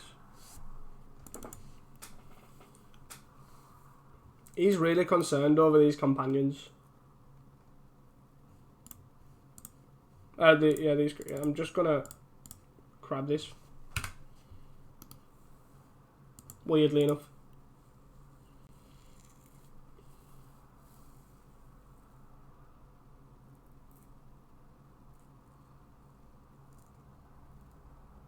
To then cast down it. Bit annoying. Shouldn't have took the bait, I guess, but we still get these 2. Can't really attack. We can journey and preordain. 4, 5, 6. Or we could just do that. I like tapping out here for a soul. Keep the pressure on. Is on 2 cards. And we've now got 4 power in the air. I'm not going to attack here. Maybe I should to get the damage in because Fumes blows us out already. Just make it less good.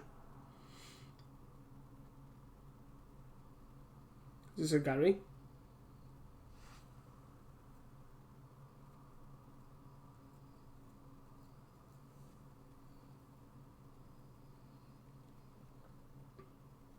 Chicken rats.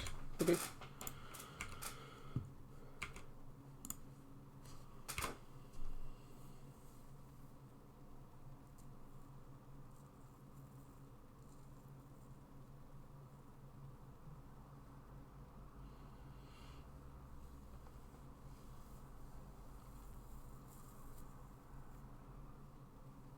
So I think we lead on preordain here.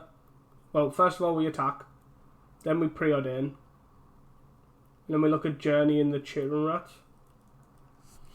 Maybe even journey the rager as well.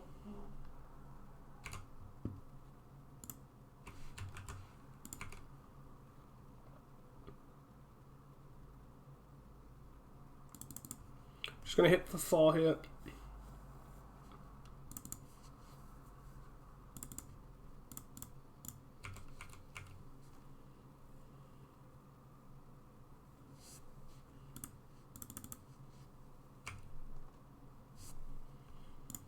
Then lead on preordain. Later in is quite good. Forces him to pop that spell bomb.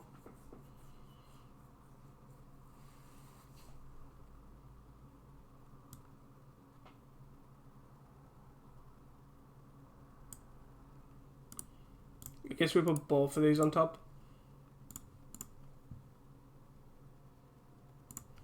We journey the rats and then we late to dinner the... I think at this point, with how much mana he has, we probably target the Mole Drifter. He's gonna pop his Spell Bomb. And then we've still got a Preordain on top to kind of go from there. Yep, just get a draw a card. We gotta keep these companions up to block the Rager.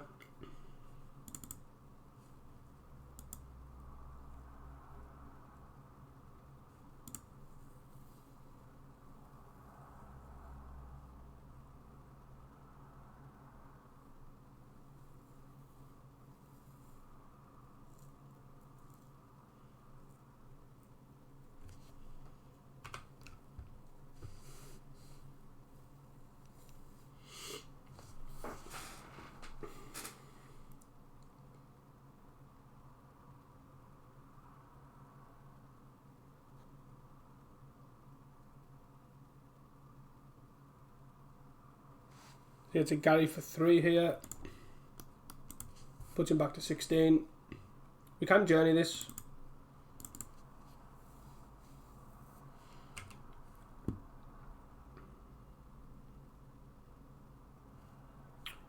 So I think we attack for 4.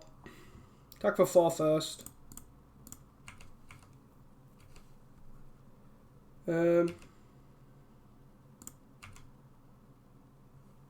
I think I'm going to Preordain here. Counter Spell and Preordain. So I think I just top both of these. And then I journey the Gary. And then we hold up Counter Spell. I think that seems fine. And then after this, if he plays something like a Gary, a Kill Spell, Suffocating Fumes, that sort of thing, then we counter it. Even probably something like a Chitin Rats. So just play a Gary.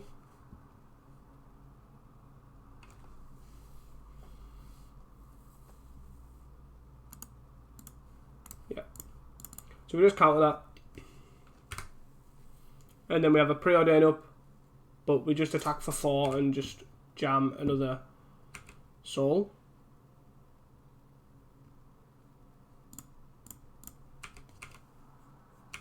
Maybe we should have just jammed a Soul earlier as well.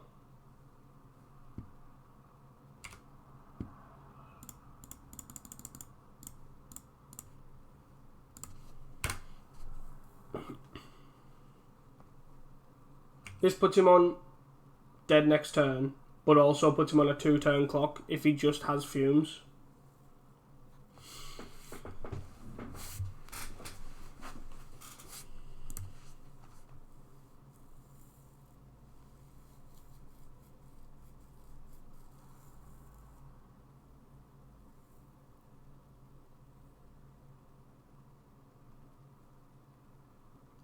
Our opponent has also only got 5 minutes left. I don't think it'll matter, but obviously not playing the quickest. Chitin Rats. Just gonna put the Preordain back on top.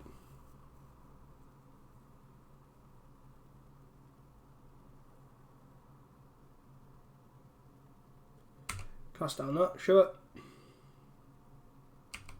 2, 3, 4, 5, 6.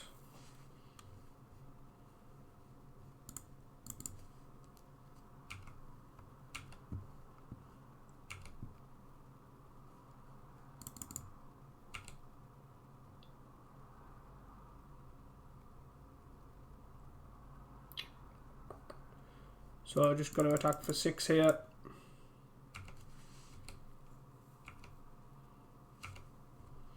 I think I'm probably just going to jam another one. Got 2 cards in hand.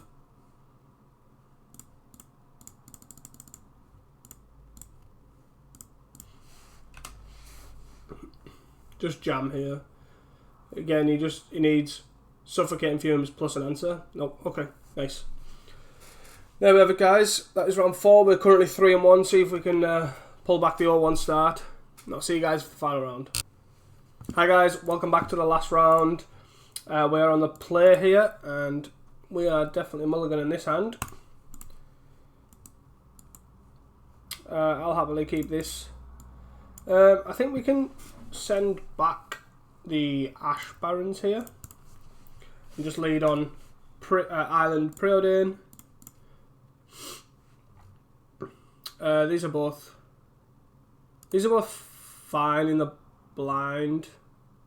Like, I definitely want the companion. This is where we're against Bogles here, and the journey is pretty much irrelevant. Okay. So I could journey this now, which I actually don't hate. But I think I'm just going to lead on Doggo here.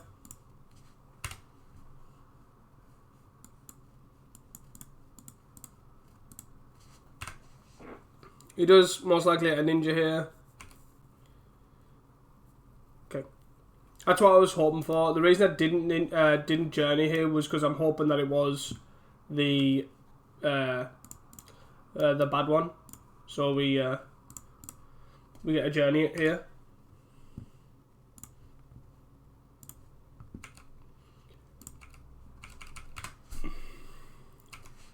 Pretty straightforward turn. We're just going to play this tap land as well. He gets to play the Miscreant again. He most likely has another one, but we also have Crab. So we can just Crab here. I think I'm just going to attack for one. It's not going to block.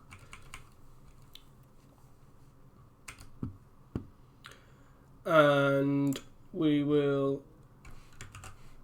I guess we play our land first, and then we just pray it in.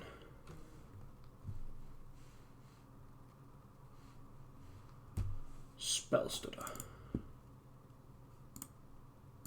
I actually think I counter this. He obviously does then get to resolve his ninja, but we 1, 2, 3, 4. I kind of don't think we want both of these. I think I want one though.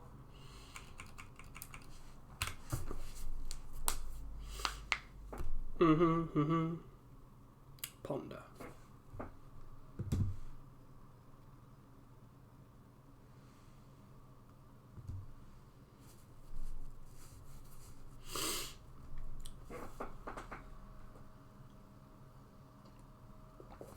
And then he gets to Moonsaker Hacker and then hold up counter. Obviously not good for us. I haven't seen much mono blue post ban, to be honest. So I don't really know what it looks like. I don't know if it's still running binds or what here. An Ephemerate would be a great draw here. Latidin is also fine, I guess. We can just evoke this. This kind of basically answers both of these here. We've got the 2 1/1s for the Delver and the Spirited Companion for the Moonsaker Hacker. Just makes it a lot harder for him to deal with here. Of course, he revealed it to a counterspell. Always a counterspell.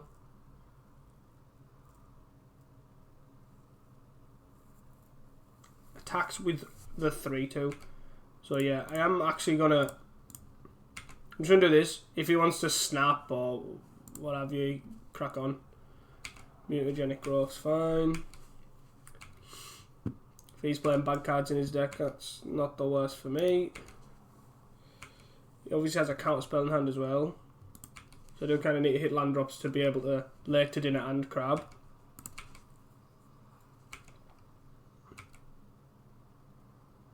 Three, 4, 5, 6. So yeah, just gonna keep the companion back to kind of look at keeping the Moonsaker Hacker back. Obviously, you can easily have more ninjas. We've only seen 2. Ponder.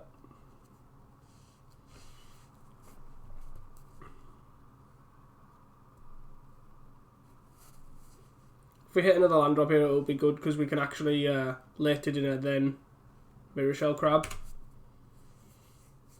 Sends them all. Block here.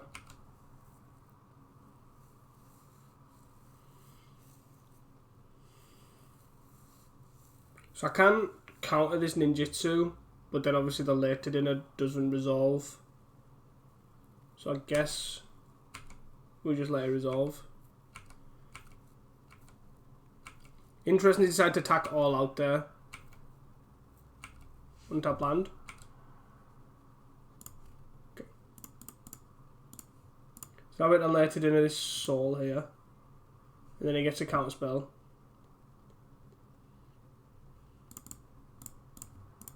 And then we grab the counter spell. And then we get a soul here.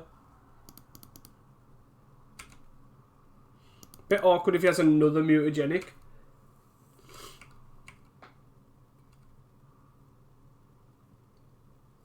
But I don't think that's something we can look at beating almost. He does have binds. That's not good.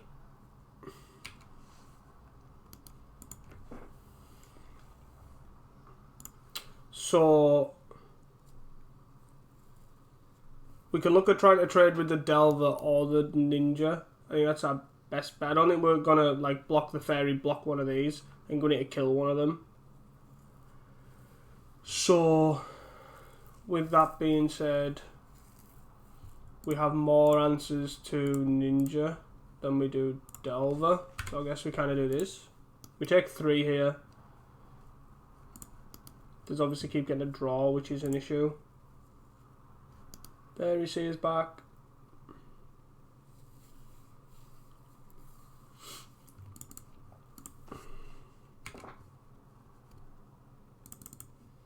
Thriving Owl is obviously not what we want to see here.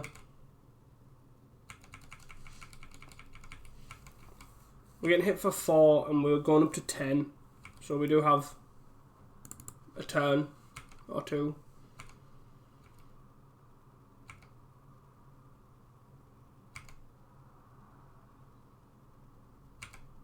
One, 2, 3, 4, 5. We've got 6. If he has another 1 drop.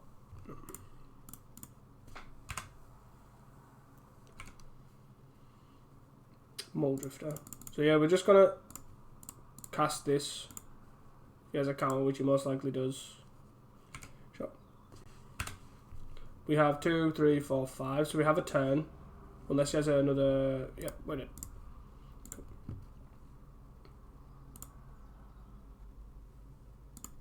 Won't let us draw a card for whatever reason. So coming in this matchup, we have 2 gut shots. 3 Holy Lights. I don't know about the Stonehorn. I don't think that's something that we want. I don't think so. So I think we cut an Ephemerate. Cut a Later Dinner. Cut a Companion. Preordain. Crab's probably not at its best here.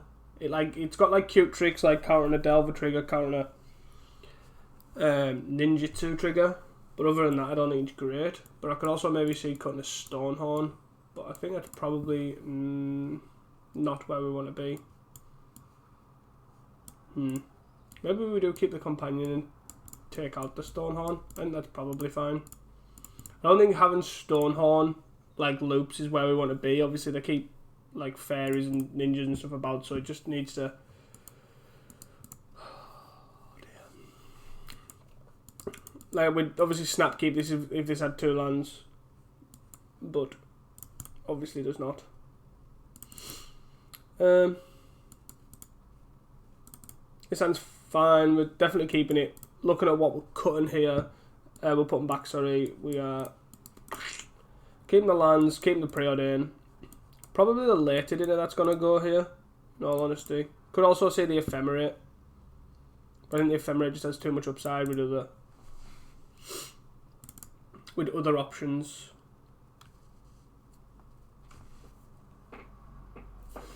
I guess the Later Dinner meant that we're more likely, if we don't see a land but see a Muldrifter, we'll keep the Muldrifter.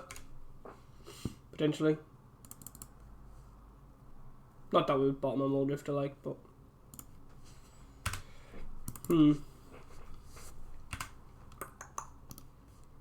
Delver.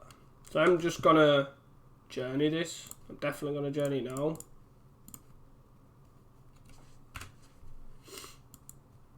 Means we have another journey for the a ninja if it comes down.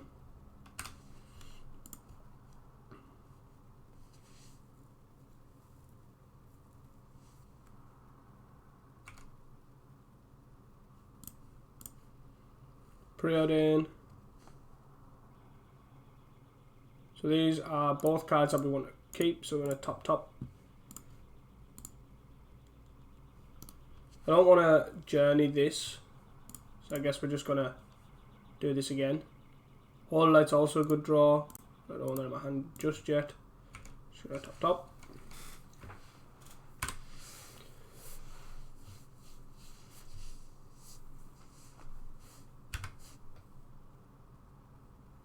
It's a ninja here.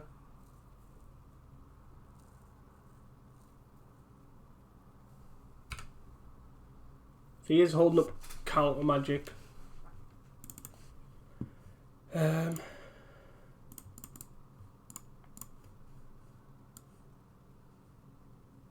Counter spell. Shot. Really unfortunate, obviously, with the another later dinners on the bottom as well. But I guess we just have to hope he overextends here and then we can get him with a Holy Light.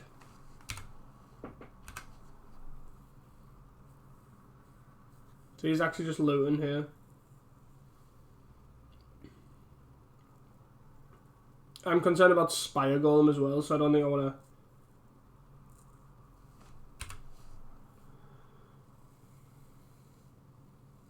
to... Dawnbringer.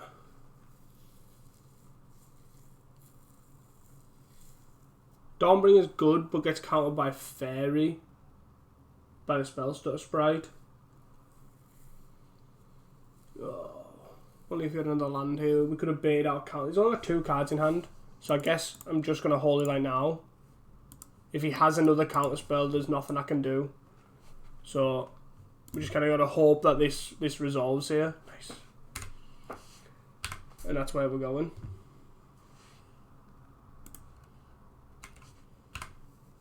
Nice. He's now got a lot of air in his hand, so I'm assuming he's most likely got a spell stutter in hand.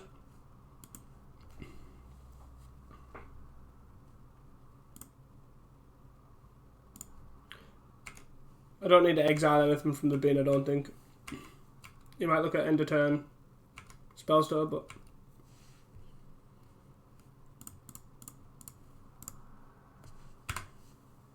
so you got a counter spell? Okay. So you just drew a counter spell last turn.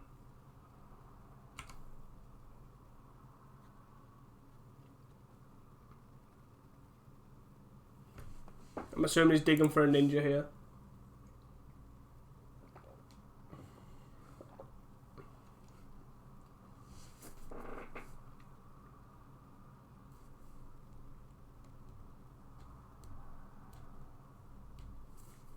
He has used 2 counter spells currently.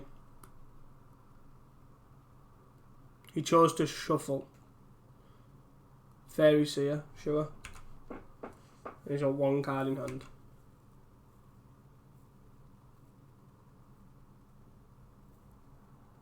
Put 2 cards on top. Jesus. Hits for 1 here.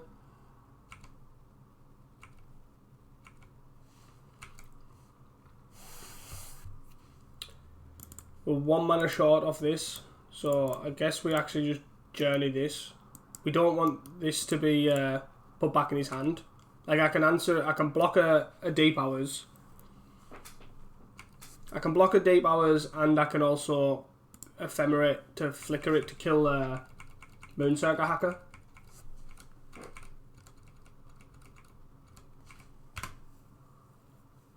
So it's just this that I... Yeah. Is he playing it again?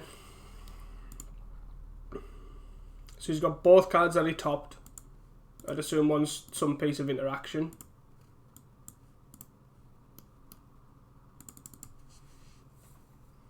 So if I draw an untapped land here, I'm gonna... I am gonna Soul and just Ephemerate. Puts 2 cards on top again. Good shot.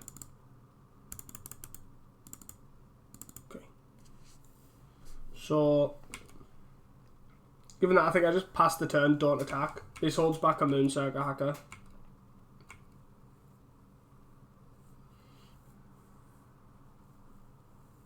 I've also got Gut Shot as some form of interaction too.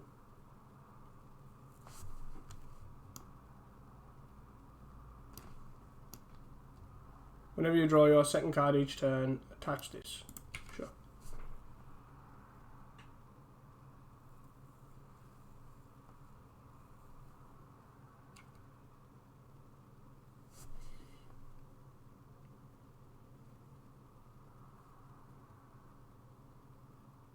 Do I want to do this before blocks? Probably not.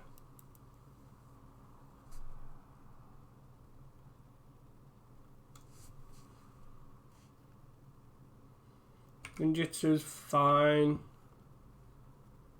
I think I then go for an Ephemerate on this. Nice. So then we destroy this.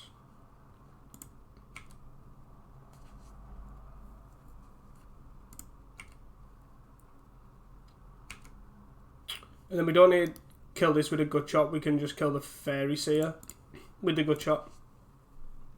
Assuming that he's going to play it. So I think it's fairly obvious he doesn't have a counter spell here. Because he would have countered the Ephemerate. So now we just get to kill this. The Ephemerate comes back. We get to kill this Moonsaker Hacker.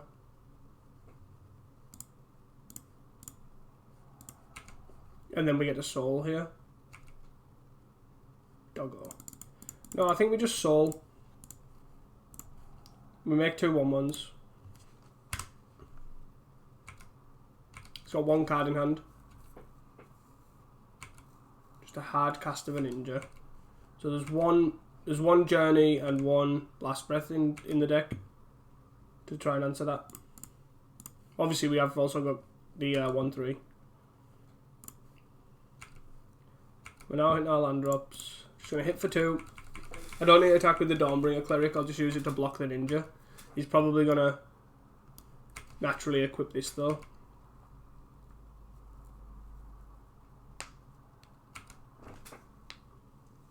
I guess he just gets to do it for free.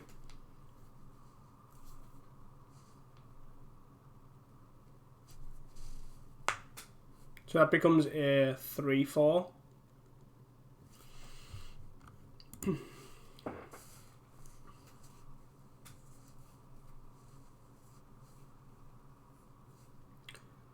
Put 1 card on top, 1 card on bottom.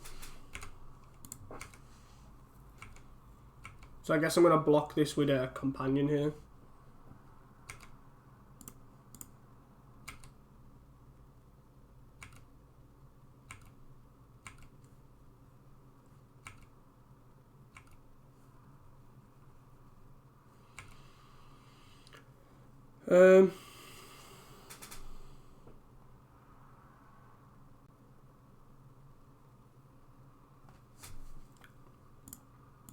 I think I'm attacking for 2, and then I think I'm just going to Soul again. If he gets countered, that's fine.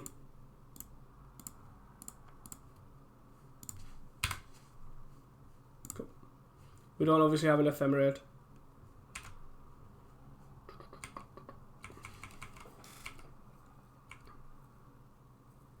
Like he's stuck here on 1 card. No, like he's stuck on 1 card a turn, sorry. Oh, that was brutal. Brutal.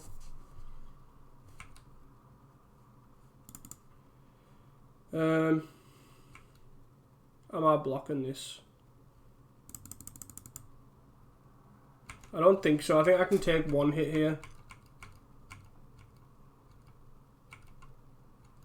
No, the Last Breath doesn't answer it.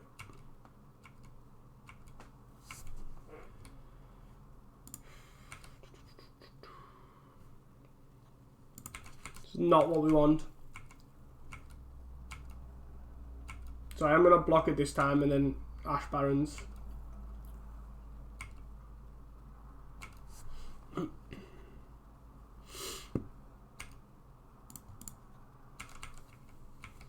Still just looking for basically anything. Late to dinner. Another journey is also good.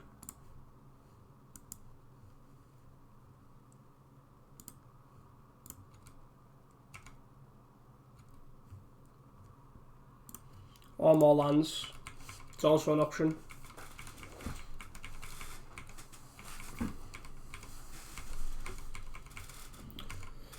Oh, dear. 3, 4, 5, 6. How many counter spells has he cast? 1, 2. Okay. So he most likely has another one at this point. Gets to play a Preordain. I'm not going to fight over that for no reason. I'd rather just very miscreant something out. Don't really want to see, but Mole Drifter.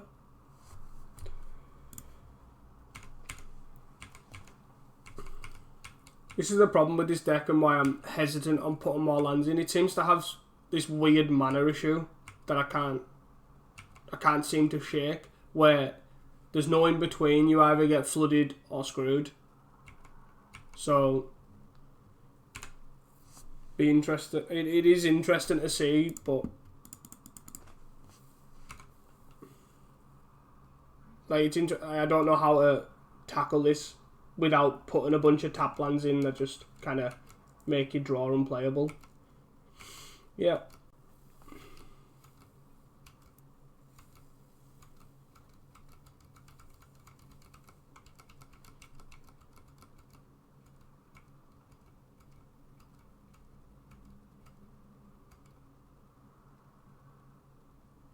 Cool. Just flooded out there right at the end. Got a little bit stuck on lands for a little bit, and then halfway through the game it just turned the other way, and this mantle of tides just carried it. Obviously the Echo and Truth was brutal as well. Obviously if that was on my radar, I shouldn't have cast the other, shouldn't have played the other Soul. Probably would have worked out for the best anyways, because with how much flooding we got, we could have just hard cast it eventually and just held up counterspell. But hey yo guys, thank you guys for watching anyways. Just another 3-2 with blue-white. We will eventually get there with this deck. I will keep tinkering with it. Pretty anemic draws. But anyways guys, thanks for watching, and I hope you guys really enjoyed the video, and don't forget to like and subscribe.